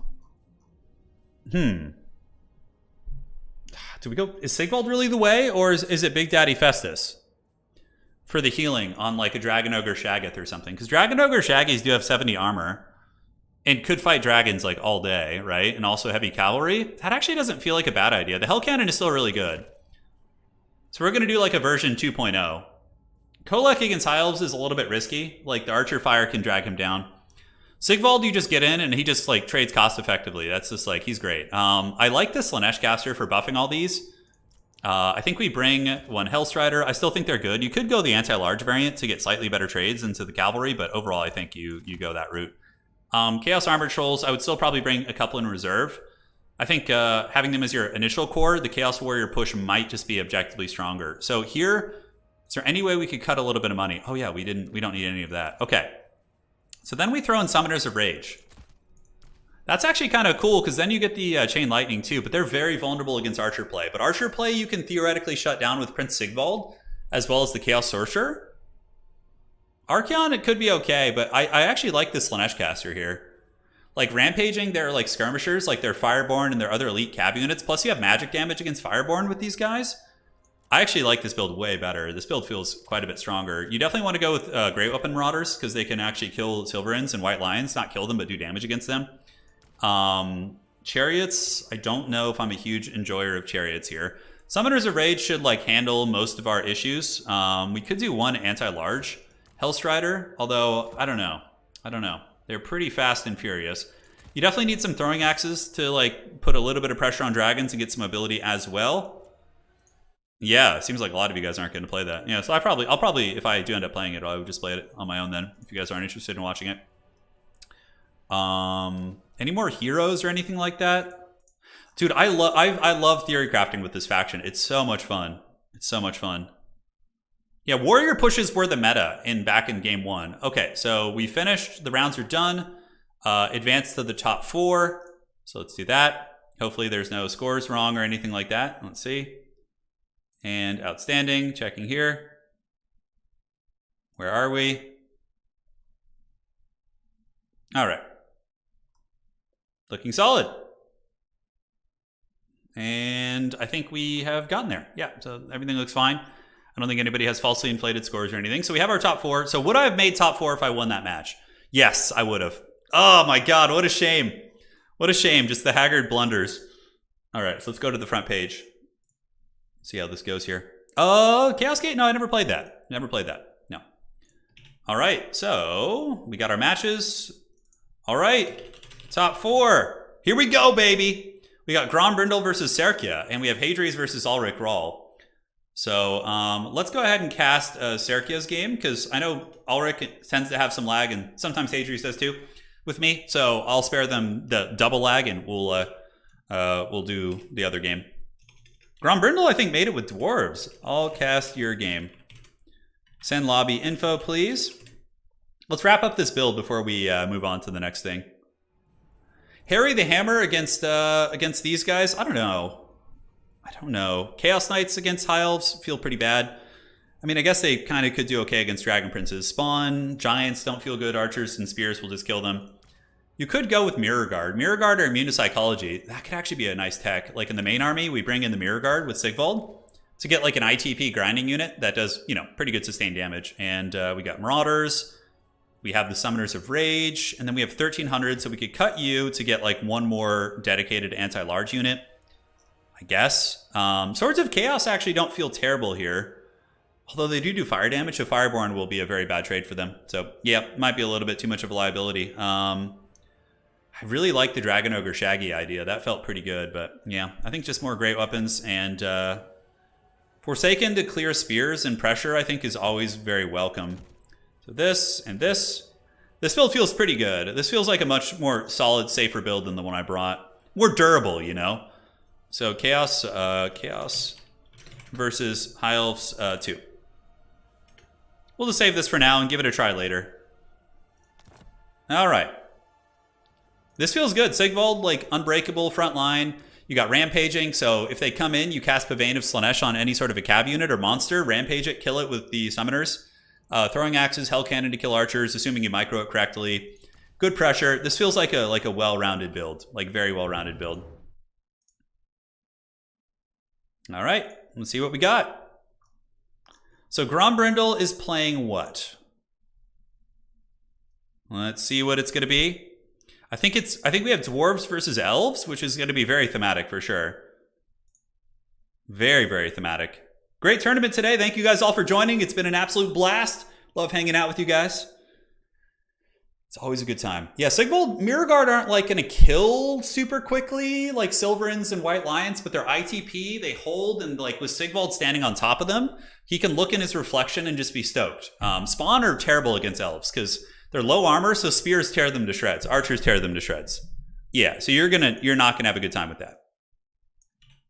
Okay, so let's do this. Let's do this. Go under the code. And there we are.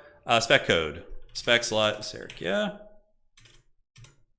All right, so we need a spectator code, then we could jump in and cast this game. Yeah, I wouldn't probably recommend Spawn in that matchup. Spawn are okay in a couple matchups, but I think Trolls are... The thing is, Spawn are unbreakable. So maybe if you're in a matchup where you don't need armor piercing, but you want monsters infantry, Spawn could be preferable to Trolls. Yeah. Yeah, Valkia got stuck. Dude, there was so many... Oh my god, Kane. You did so good that game, and I did so poorly. I was so depressed with myself. I just, like... I threw my Hell Cannon into melee. I needed that thing so bad. I didn't even see you ambush it either. Such a potato, that game. I just, like, literally, I saw them, I knew it was coming, and I just forgot about it. Just, like, boomer brain moment. All right. So we got Wood Elves versus the Dwarves. It's a grudgeon. Satisfy the grudge. Grombrindle versus Nerexa. And this faction, guys, I think I prefer this, where it's 3 factions all the way through, right? Like, I think I prefer, or 1 faction all the way through, because now the grand finals, it's going to be fast, it's going to be furious. I do have somewhere to be today. I have to go get my allergy shot, so that's partially why I made it a little bit of a shorter format, but I think it's like short and sweet. And it's cool to like get all the way through the event with your chosen faction, right? I think that adds a ton of flavor. Yeah, it should be cool. Should be cool. Don't you always want Monsters Infantry? No, not always. Not always. Yeah, Slaanesh could be another faction. I still want to keep mastering Warriors of Chaos, though. I'm really enjoying them a lot. Like, they're so fun. They're so fun. And they actually feel really good, too. GG, man.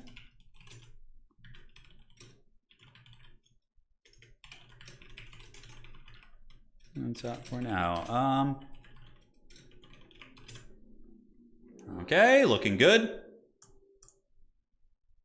And we are almost ready. Wood Elves have a really, really cool faction banner. I don't know what that faction banner is for the Wood Elves, but man, it looks rad. It looks very, very rad. You think it'll be a Slayer rush? Well, Serkia, aka Nerexa, really likes to use the dreaded melee Wood Elves. That's been all the hotness for Wood Elves lately, has been rushing with Blade Singers, War Dancers, and like Treekin, and then following up with Archers after that. That's been like the meta for Wood Elves. And it's very strong. I'm curious. Grombrindle, though, is a very good dwarf player, very scrappy. Going to be bringing the fury of the Dowie to bear. Adopt all. I honestly don't think Warriors of Chaos are a bad faction. They feel very good to me. So let's go look here while we wait. So they're doing their picks. We have like maybe a minute, right? All right, 1 second here. So if we look at the stats, let me break this down for you. I think Warriors of Chaos are good against Wood Elves, fine against Dwarves, not good against Bretonnia, fine against Tomb Kings. Ogre Kingdoms, I think, is fine. Chaos Dwarfs, I think, is actually favored for Warriors of Chaos. I think Empire versus Warriors of Chaos is a pretty even matchup. Maybe a slight Empire favor at the highest level, but still pretty close. Norska, I don't know about this one. I do not know about this one, but I actually feel like there's some tech where it could be an even matchup because Norska does the infantry slightly better, but you have access to healing. So that like really can offset some of the heavy DPS they could do. Dark Elves feels like it's a relatively even matchup. I don't know, though. I haven't played a high-level Dark Elf player yet. Greenskins feels fine. Lizardmen feel fine. Vampire counts are heavily favored for Chaos now with Harry. High Elves feels like an even matchup, I would say. Kislev feels like a decent enough matchup that either side can win. Khorne feels like an even enough matchup, maybe even Warriors of Chaos favored. Vampire Coast, I would say Warriors of Chaos probably have the slight advantage there. And yeah, Chaos Demons, I think you're favored. Tzeentch, I think you're favored. Nurgle, I think you're favored. Skaven, I think you're favored. Slaanesh, I think you're favored. Yeah, harder to say actually, because Seekers are really good here. So maybe Slaanesh is a trickier one. Grand Cathay, I think you're probably favored. And Beastmen, I think, I don't know, nobody really plays Beastmen these days. So you see, like, most of those matchups, I do think Warriors of Chaos have, like, a good matchup. Yeah, Festus is really good in the Norskin matchup. Yeah. All right, so looks like the Dwarves are ready. The Beastmen sad moves.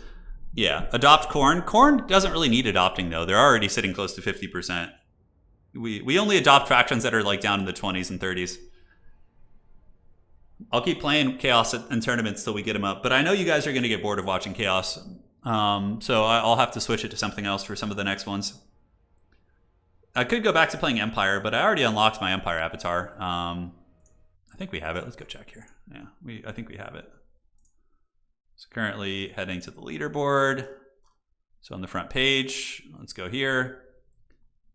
Yeah, so we're still in the top 15, which is cool. Yeah, we have the Karl Franz. I would like to unlock some of the other ones as well. Yeah, I'm getting some good games in there. Looking like a solid leaderboard currently. Platypus and Houseplant. Kark is number 3. Hadri's number 4. So if Hadri's wins today, he would take over the number 2 spot. Yeah, on the leaderboard. Ulrich Rahl, has he won a tournament yet? Yeah, he's won 2 tournaments this season. Okay. So he's definitely in contention here.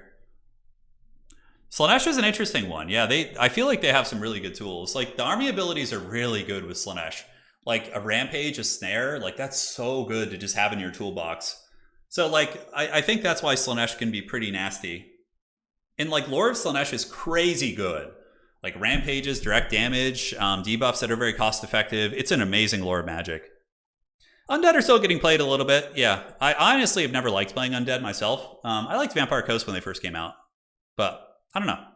What will it take to get Falcon back? He doesn't. I just don't think he kind of stopped playing competitive towards the end of Warhammer 2 also. I think he just kind of burnt out and probably doesn't want to have to relearn Domination, or maybe doesn't like it. Which is, it's not for everybody. It's Domination is more of like a true RTS than land battle, right? But some people prefer like the traditional Total War battles compared to like the more RTS experience, which is completely fair. I get it. I'm kind of in the middle. I like land battles a lot, but then I go play on ladder and I get draw kited and stuff, and I remember all the times of having to officiate rule breaks, and I'm just like, all right, let's pump my brakes on that a little bit. Yeah, Domination with these maps does feel like land battle for sure. I think if Dom had launched like it is now with like really good maps, which could have been done for sure, then I think a lot of people who maybe were more focused on land battle would have played this as well. But it had such a horrific launch that a lot of people just remember the Dark Ages, right? Yeah, that's that. I did almost get draw kited the other night. I have the replay of it. It's going to be going up. I just barely caught him.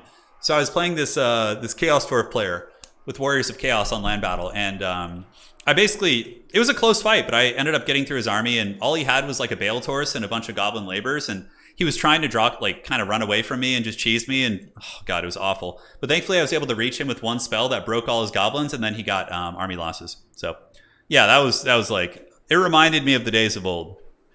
Yeah, Dom games are very long, and understandably some people might like shorter, more like arcade style battles that are just like fast and furious, right? Which I totally get. I like longer battles. I really like the back and forth of it, and the battles can still be quick if you win in a dominant faction. So, all right, ladies and gentlemen, here we are. It is going to be the Dwarves led by Grombrindle coming in with the mighty blasting charge line. So we do have miners with blasting charges, which obviously against Wood Elf melee rush is going to be super, super good. Backed up by some Quarrelers. Quarrelers are super, super good here. They like to party, and they're shielded. They're armored. They endure the Elven missiles pretty damn well, and they can certainly put some hurt down on you.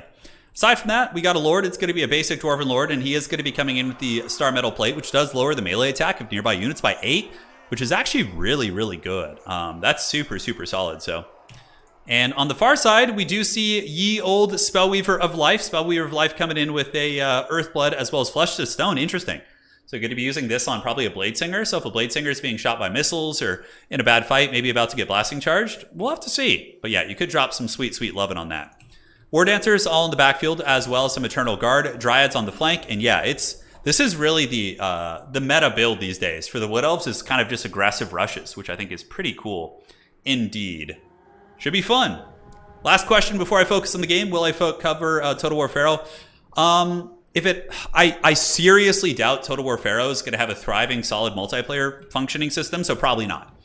I might do like a campaign or two just to like kind of check it out, and see the mechanics, because that's always fun. But you know, we barely get the multiplayer support for this game, like barely. So I'm seriously doubt that for Pharaoh they're going to do any sort of multiplayer. So yeah.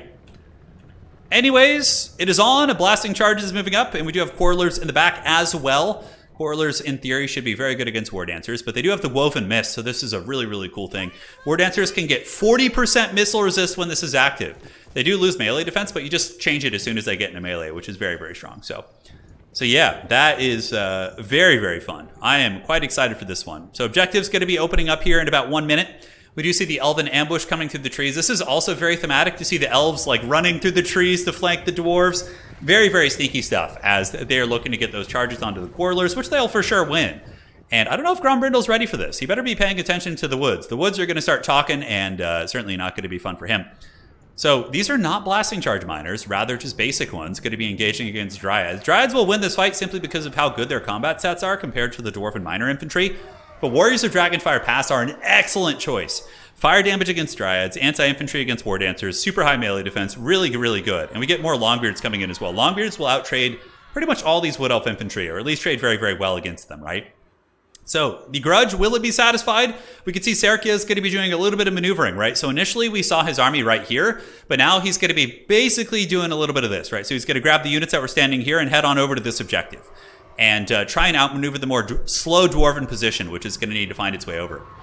So blasting charges going down to the war dancers, big salvo damage, and the quarrelers also dropping some DACA, but the ambush is about to go down here, ladies and gentlemen, as the dryads have gotten through the trees and the war dancers, and we have slayers guarding the flank, but slayers trade horribly into war dancers. War dancers heavily outtrade slayers. So it's going to be a tricksy hobbitses for sure, as blasting charges are taking ranks to try and intercept the flanking war dancers. Now Grombrindle, the pride of Poland here, is going to be aware of the flank. In the backfield, the dwarves have taken the fight. Warriors of Dragonfire Pass going to be doing some good battling, but they are battling Blade Singers. Blade Singers are heavy anti-infantry murder machines. They're just going to cut through these, and you can see the Warriors of Dragonfire Pass, though being relatively elite, are losing this fight pretty decisively, so Serkia is going to be wrestling this one, and the Dwarves going to be calling in some Slayers to try and fight here, but overall, it looks like the Wood Elves are starting to get some momentum on this point. And the ambushing has gone down here. We do see the War Dancers getting hit with a big blasting charge, and the other War Dancers trying to chase down these minor units. Looking at the value, Grombrindle's keeping it pretty close. The Spellweaver of Life just casting Earthblood and Flesh to Stone for those very important engagements wherever they can.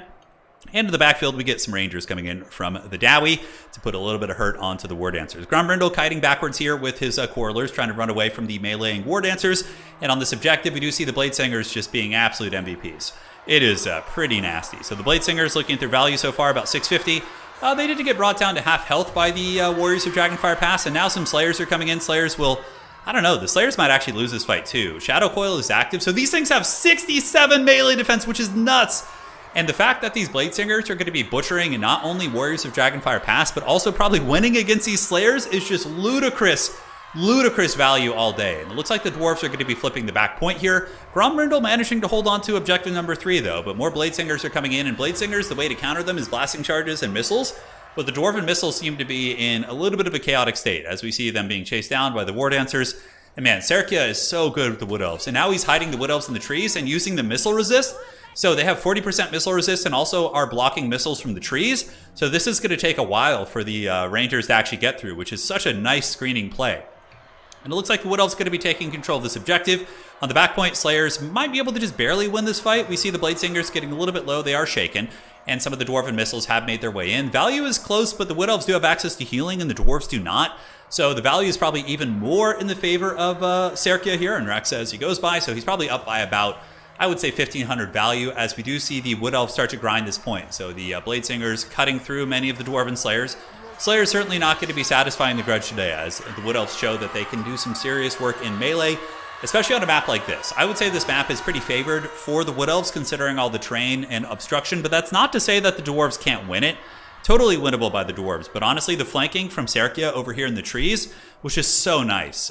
Shutting down all the Dwarven missiles and kind of forcing a bit of a panic in the Dwarven position was very good. And the War Dancers move out of the trees, and they even kill one of the Ranger units in melee, which is just crazy value. At this point, I think Grombrindle is pretty much out of the game. Those Blade Singers just did so much work. We got Dryads and Eternal Guard still moving on up in Crumpen, and the Dwarves have not been able to get their objectives back. We do have the Dwarf Lord still fighting here. The Star Metal Plate is a great item against his playstyle. He's lowering the melee attack of these Blade Singers down to 16, which is super low. Granted, they have a pretty high bonus versus infantry, if I'm not mistaken, of 12. So that does help compensate for that. So typically, if any of you guys are aspiring Wood Elf players, it would seem that it's often better to leave them in the Shadows Coil just to get that crazy good melee defense. Unless you're trying to kill chaff units, in which case you probably want to keep the melee attack going, right? So down go the blasting charges, and here we see ye old Dwarf Lord and the Slayers trying to fight for the point. The back objective being wrestled back by the Dwarves. I know there's been many games where I've counted the Dwarves out and I've been like, oh, they're going to lose this. And then somehow Palpatine returns and they get all their objectives and cause a ton of havoc. All that sort of good stuff. And here on the backside, we do see the Glade Riders with spears looking like they're going to be coming down into the Rangers. But no, looking like they're going to be pulling back. And the Dwarves do start to wrestle this one, but there are going to be some Blade Singers and War Dancers maneuvering across. And in the backfield, the Wood Elves still causing a ton of havoc. These Dryads just shutting down Quarrelers and missile units, really keeping like 3 of Grombrindle's good quality missile units from like rolling up and getting up on the points here. Oh man, this is so good against the really tattered Dwarves. So now we get the Stag Knights coming in. The Stag Knights are going to be excellent against the Dwarven units because the Dwarves are scattered all over the battlefield. They don't really have a good formation, and Stag Knights have huge armor piercing, right? So if they can find isolated Dwarven units out on objectives and things like that, they don't really have a good formation anymore, they're going to be able to butter some serious bread. So we'll see how it goes. Stag Knights, where are they going to be heading? Back here, maybe to shut down the Rangers. Dryads still cutting through, being very, very disruptive. And the Dwarves did start to wrestle this objective back, but it looks like the Wood Elves did get some reinforcements there via some Eternal Guard. And they were able to kind of hold on to that. But the Dwarves starting to get there. Backfield diving from Glade Riders going to be very cost-effective, as the Rangers going to get pounded pretty badly by this charge. Glade Riders are a very, very cost-effective light cavalry unit, much like Reavers. They're kind of an in-between. Their base stat line isn't as good as Reavers, but on that same coin, they do keep their stats, even if they get damaged, whereas the Illyrian Reavers will be losing stats because of the martial prowess. More War Dancers in the backfield with the Woven Mist active. Nice blasting charges. The Dwarves getting a little bit of vengeance here in the fourth quarter of the game. And you can see one blasting charge does some really, really nasty damage against the War Dancers. Rangers will probably still lose this fight, though, so they're still going to be a problem. And look at that, Flesh to Stone going down on those Glade Riders to try and keep them alive. And where are the Christmas Cavalry? So the Christmas Cavalry around here somewhere. We see the Dwarven Lord eventually losing the fight. Blade Singers are super good anti-infantry units. And the Dwarven Lord is going to be forced back into the hills and will most likely be going down there. If the Blade Singers want to pursue him, they can definitely finish him off. And this objective, though, is retaken by the Dwarves. Valiant folk they are, as we do see the rear charge coming in from the Great Stag Knights. Great Stag Knights going to be absolutely just buttering up these Longbeards, especially if they got like a more square long charge. So if they came like around the bottom here and got that charge like that, that would be pretty nasty. But the Dwarves do have the objective, and Slayers have moved on to the point. But the Dwarves are going to need a lot more than just one objective to win, and the Wood Elves certainly have battlefield agency, having almost 3,000 value lead, 4,000 probably with healing being taken into account, although maybe like 3,500. It's only a couple of Earthblood, so it's not going to be too much. But here we see the Dryads heading back, and the old blasting charge is going to be hot in pursuit, ladies and gentlemen. On the far side, we do see the Dwarven Lord go down. Rangers, but the Blade Singers really, really showing that they got some teeth, as they've gotten 2,000 value this game, man. Other Blade Singers getting about 1,600 value. I feel like in this patch, like we've been seeing a lot of elite infantry just doing way better, and I think it's because of the progressive nerfs. But I know we do give Creative Assembly a bit of grief as it pertains to multiplayer balancing and stuff, and usually we're in the right in that regard, I would say. But in terms of like their progressive nerfs, the Vortex spells, just like insta killing like good units, I like to see that like making those spells more expensive has changed the meta to allow for more dynamic play in terms of bringing elite infantry versus not bringing elite infantry. So that on one note is very good. What else showing? So here's the thing. Serkia is like one of the Ernrexa. He goes by two names. Is one of the only people who plays Wood Elves like at a high level. So yeah, I mean he's single-handedly probably carrying the win rate in a lot of these different events and things like that. So yeah, we'll see.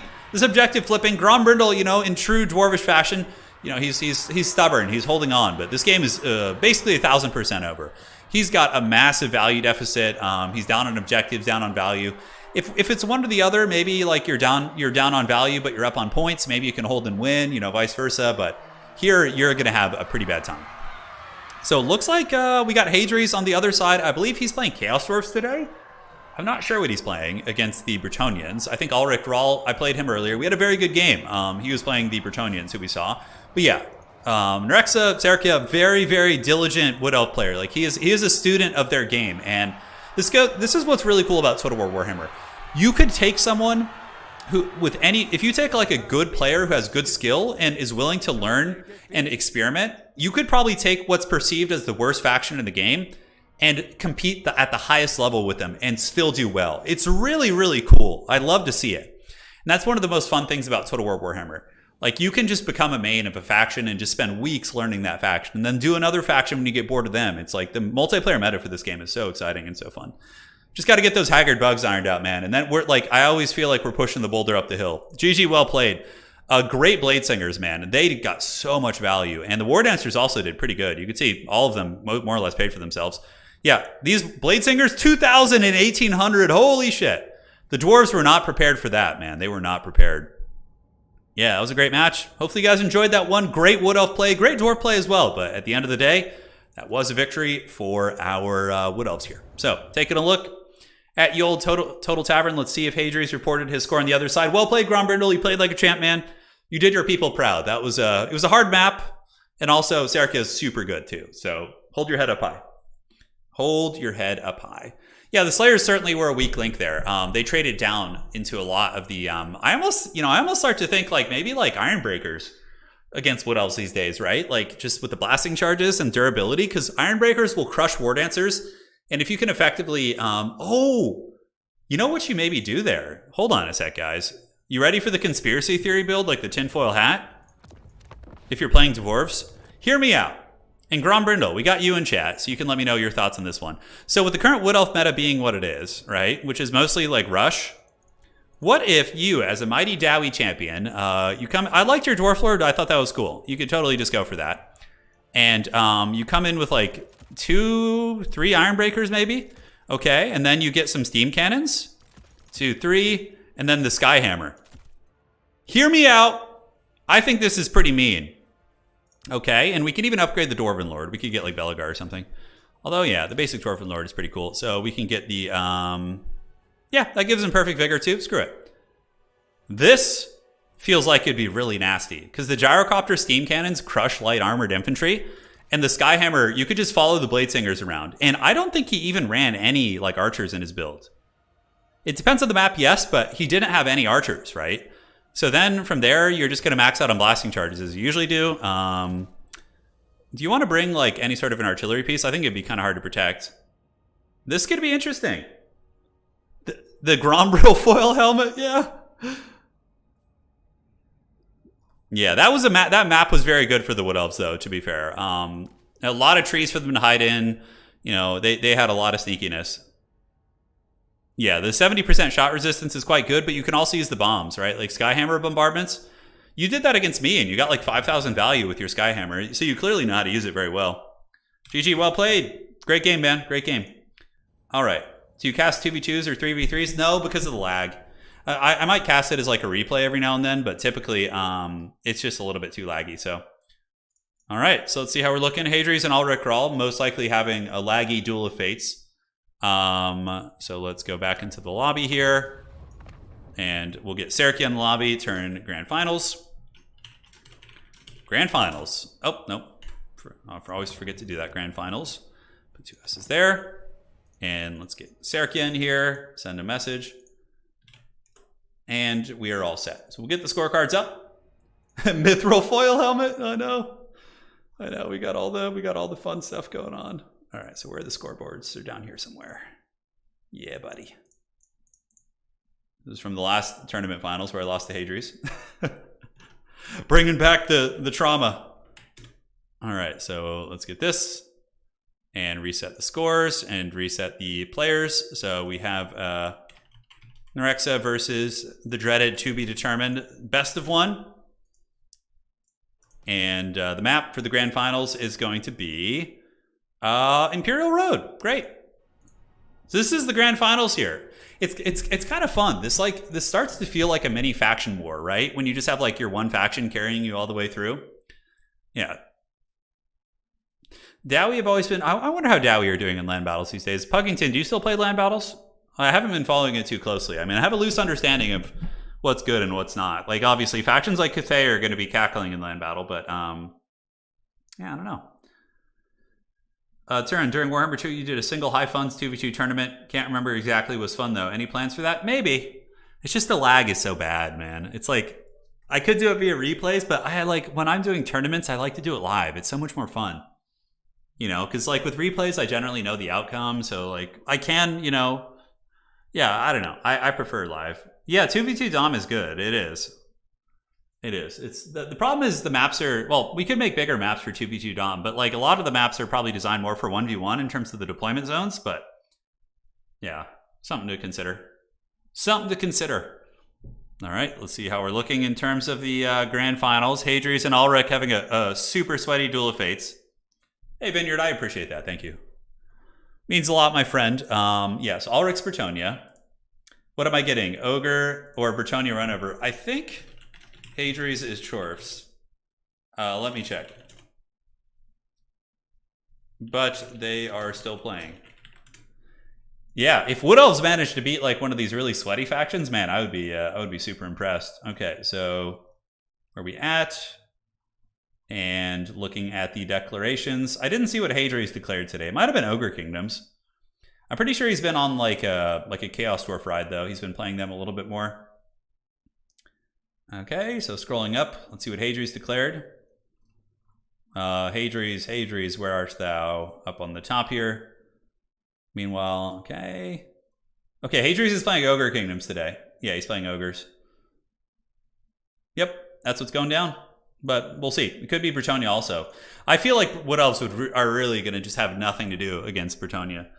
Like, Wood Elves already struggled against heavy cavalry, but like, how are they going to handle Grail Knights or Grail Guardians? Like, what on the Wood Elf roster outside of Waywatchers can kill them? I don't know, man. Maybe on Imperial Road it's kind of like open. Eternal Guard, I suppose, are anti-large armor piercing, but they're still lightly armored and are going to get plowed by like Battle Pilgrims and Grail Reliques and all that sort of stuff. I don't even, like, Bretonnia really didn't even need a buff. That was such a strange thing for Creative Assembly to do. Like, Grail Guardians were definitely, I mean, I guess you could have buffed them a little bit, but man, they really went hardcore on that. Is it Ogre? Is it all Ogre now? We don't know yet. Hadri's and Ulrich are still playing. We're just waiting. We're just waiting, yeah. What should I have brought versus Wood Elves? As Slaanesh? Oh, all right. So you're going to be dealing with like a rush build, most likely. So you know what I think is like a sleeper good unit against Wood Elf Rush with Slaanesh? Could be your Fiends of Slaanesh and Spawn. So you get like basic Slaaneshi Hellscourge Marauders. So you get Hellscourge Marauders with the whips, and then you back them up with Slaanesh Spawn, and then you throw in like 1 or 2 Fiends. Because Fiends will kill Treekin, they'll kill War Dancers, and they'll also be good against Blade Singers. That seems like a pretty forbidden tech. From there, I'd probably go Sigvald with a Slaaneshi, just a basic Slaanesh caster, obviously. I think that could be good, Pwn. Like, I think you would win the grind against Wood Elves and Melee because Soporific Musk would lower their stats, and you're also getting the melee attack buff from the Slaanesh caster.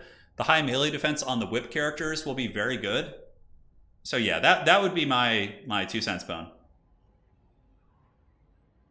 Okay, refreshing. Well, you know, so you say in chat, try telling Reddit that Bretonnia didn't need a buff. Yeah, well, see, here's the thing. Understandably, and rightfully so, most people on Reddit are coming from a campaign perspective. So in campaign, Bretonnia was pretty boring in vanilla. So I love the changes as it pertains to campaign, but multiplayer, you know. And ultimately, I understand this game, CA's cash comes from its campaign, right? So that should... I want the game to succeed, so I want them to make campaign as good as possible so we can keep getting new things for multiplayer too. It's kind of like a symbiotic. Like the campaign people and the multiplayer people should... It's definitely like a symbiotic relationship. Or I suppose they would say parasitic, which is kind of funny. But regardless, like a lot of the multiplayer stuff can be done via cost increases too. Like if something is egregious and you don't want it to affect campaign, you could just make it cost more. And then people will not use it as much.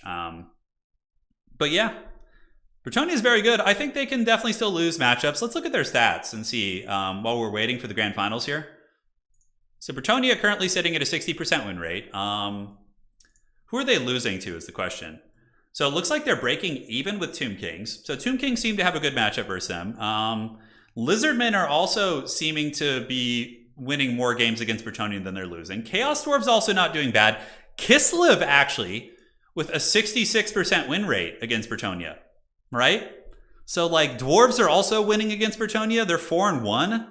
So it's not like Bretonnia is unstoppable. But yeah, it's very strong. I thought about playing Diablo 4. Here's the thing. I played it as a kid, the D2 a lot, so it's just nostalgia. And that's how Blizzard survives. Blizzard is just like this toxic monstrosity of a husk of a corpse of a company. But they just pull you back with nostalgia, and they just give you just enough, you know. But I'm not going to probably do the pre-order of it. I'm going to wait and see. Like, I'm going to let some people get to endgame and let them like get some feedback and you know, start seeing if more egregious microtransaction bullshit's going to start coming to it before I touch that game. Yeah. Multiplayer allows CA to test unit balance in a vacuum. It's true. They do use it for that. Yeah. It is indeed. It is indeed. It's getting good reviews. That's good to hear. Yeah, no, I mean, I love the franchise. The Diablo universe. I love Grimdark universes. All right. Bretonnia versus Wood Elves. We got our grand finals, ladies and gentlemen. It's on. So let's go ahead and head over to the tournament here. Ulrich Rahl coming in with Bretonnia. This is actually kind of a lore matchup. They're certainly sharing borders. All right. So this is best of one. Good luck. Have fun. Let me remind both players. All right. Where are we at? And remember, this is best of one. Best of uno. Remember, this is best of one. Good luck, have fun. All right, guys, it's showtime. Players doing their armies. Let's get it going. Let's get it going. Oh. Blizzard is basically the Empire of Mankind in 40K. God, man, it's such a shame too, because like Blizzard was like all my childhood games were like Blizzard games. Like not all. I mean, I was playing Warcraft 2, Tides of Darkness on AOL Internet, on AOL America Online Internet. Yeah. So back in the late 90s, like AOL, you could connect to the internet using AOL or America Online. And their main browser, you could actually play Warcraft 2 Tides of Darkness on that. I remember playing that in the 90s and just loving the universe and the flavor and the characters. And I just thought like the Death Knights were like the coolest thing when I was a kid, man. And then like Warcraft 3 came right before I went to high school, and I was just going balls deep on that with all my friends and just having a good time. And yeah, man. And then World of Warcraft basically wasted years of my life. I definitely, if I could go back, probably would take it easy on the World of Warcraft, but man, it was so fun.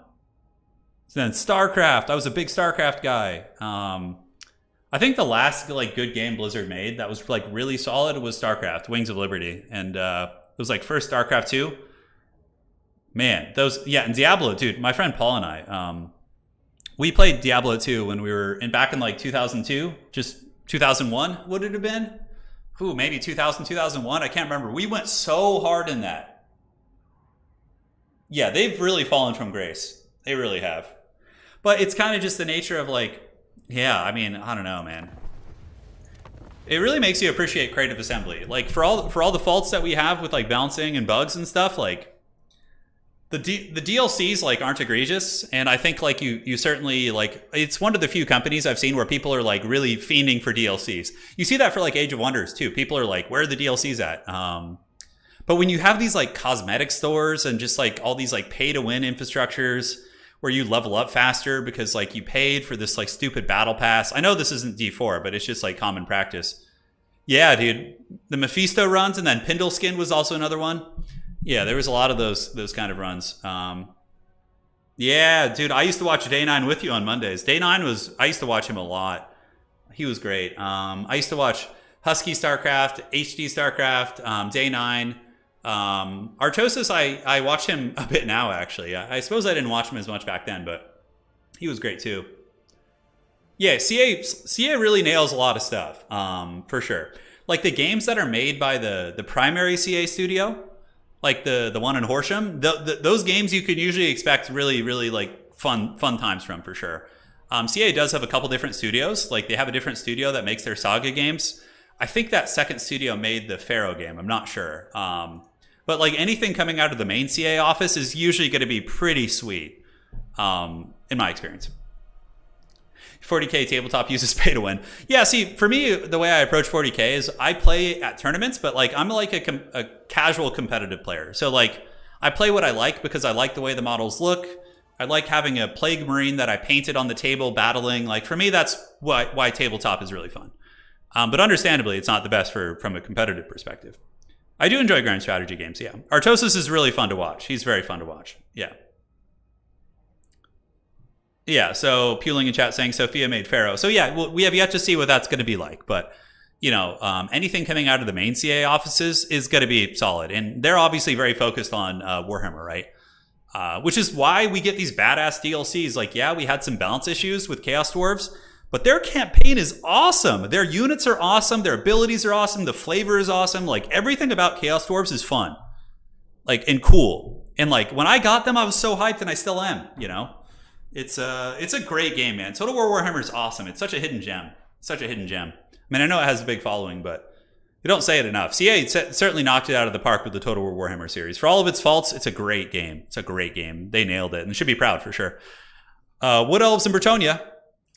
Oh man, where are the heavy cavalry? In reserves, it would appear. Yes, yes. Is 40K purely built on cosmetic packs? No. So Total War Warhammer. Are you talking about tabletop? Maybe tabletop. I'm not sure. All right, guys, let's break it down. Whole front battle line is going to be Eternal Guard in the Sunset, which makes sense. He's got the shielded variants and the basic variants. He is so nervous about heavy cavalry.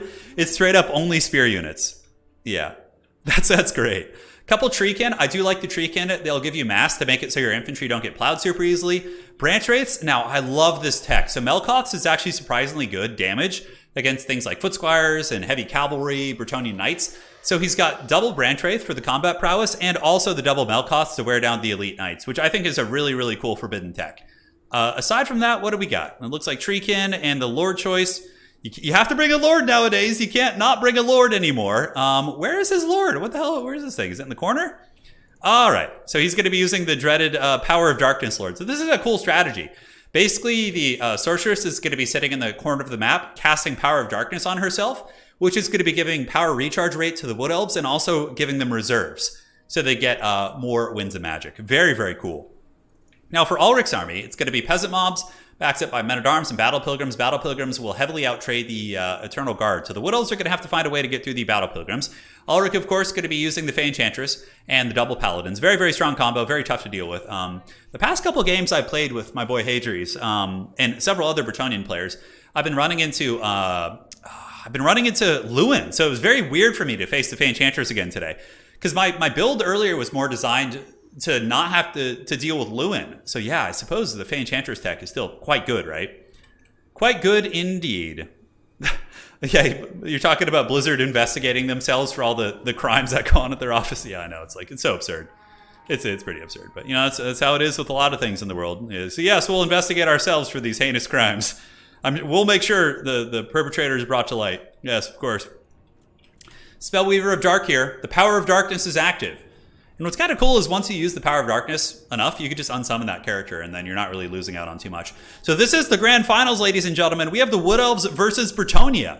What a fun meta. We're finally getting to see some good faction variants. And honestly, in the past couple single faction tournaments we have had some really, really good faction variety. Like in this one, we had Dwarves, Wood Elves, Bretonnia, and Ogre Kingdoms.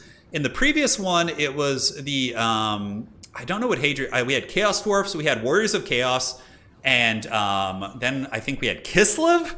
Like in the past two single faction tournaments, we've had 4 different factions in the grand finals both times, which has been really, really fun for sure. So good times are here. Just a couple little tweaks, and I think we're there. So objectives are opening up. The Wood Elves going to be advancing with their spear line, and you know what's kind of cool about branch wraiths is they're good fighters. So you could put a branch wraith on top of a battle pilgrim in combat, and they would be able to do pretty well for themselves. So here we get the treekin pulling back. Treekin going to be trying to hold it down as the Fey Enchantress and the double paladins going to be looking for blood in the backfield. We'll have to see how this all unfolds. And yeah, man, the good times are here.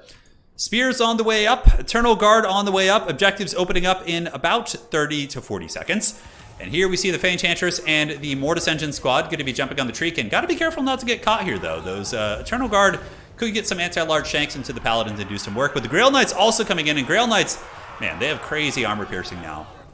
Big charge bonus as well. How are the Wood Elves going to be responding? I'm not sure, but this is a pretty nasty little alpha strike.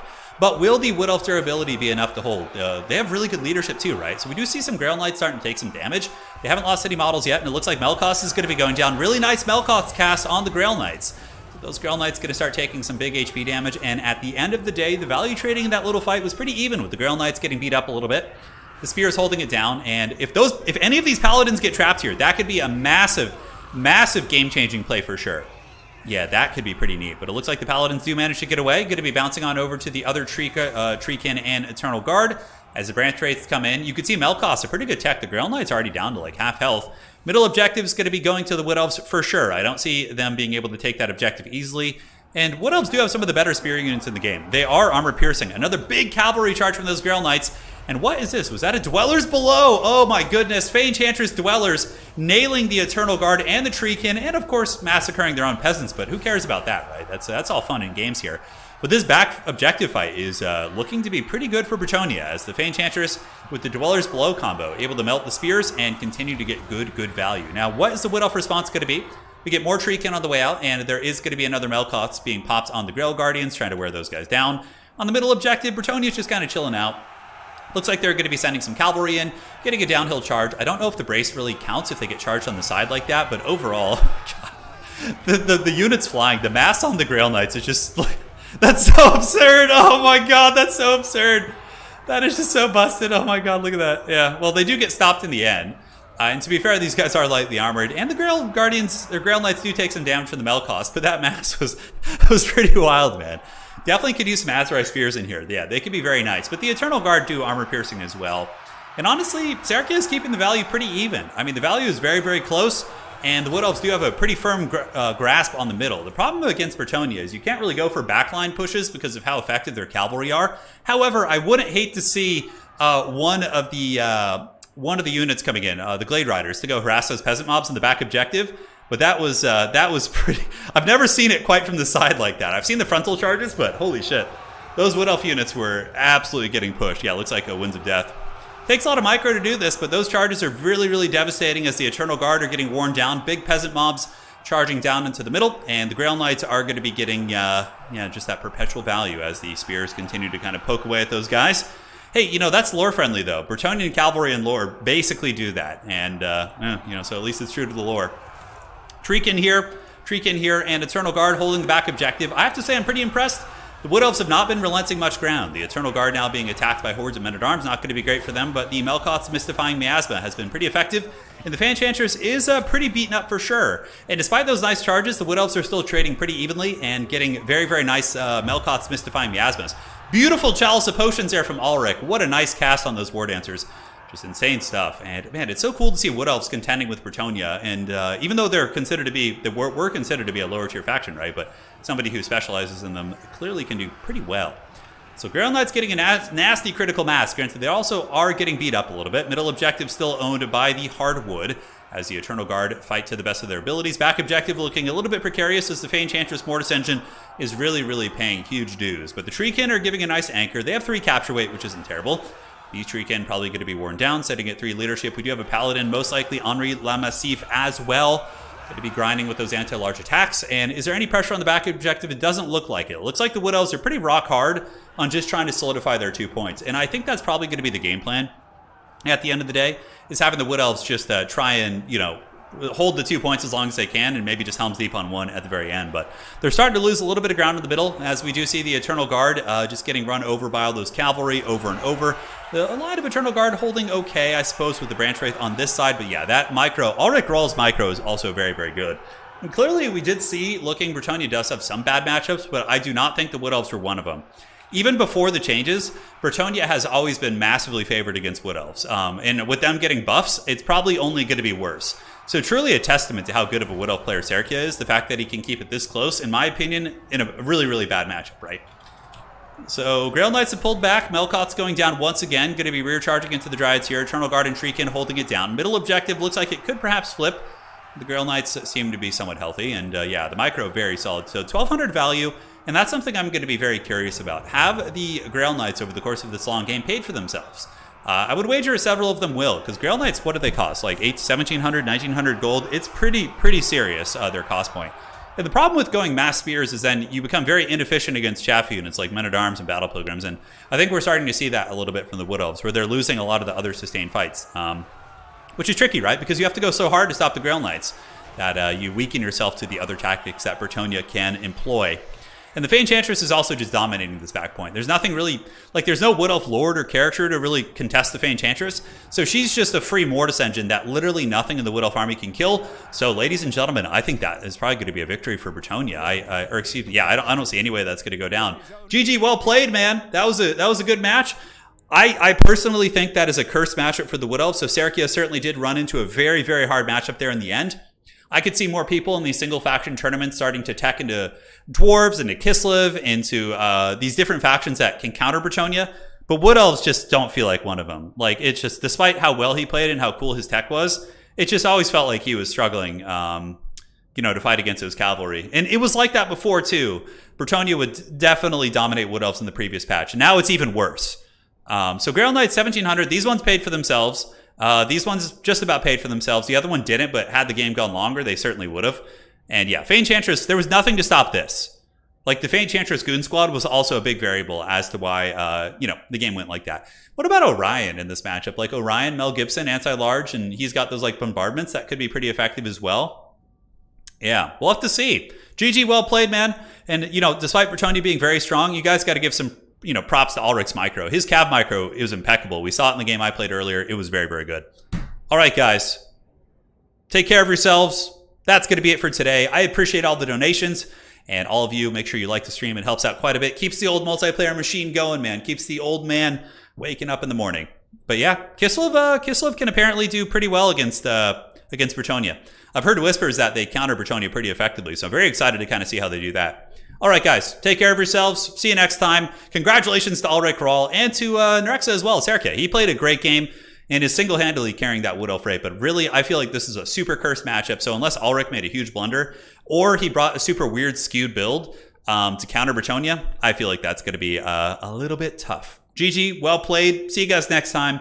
And that is going to be it for today.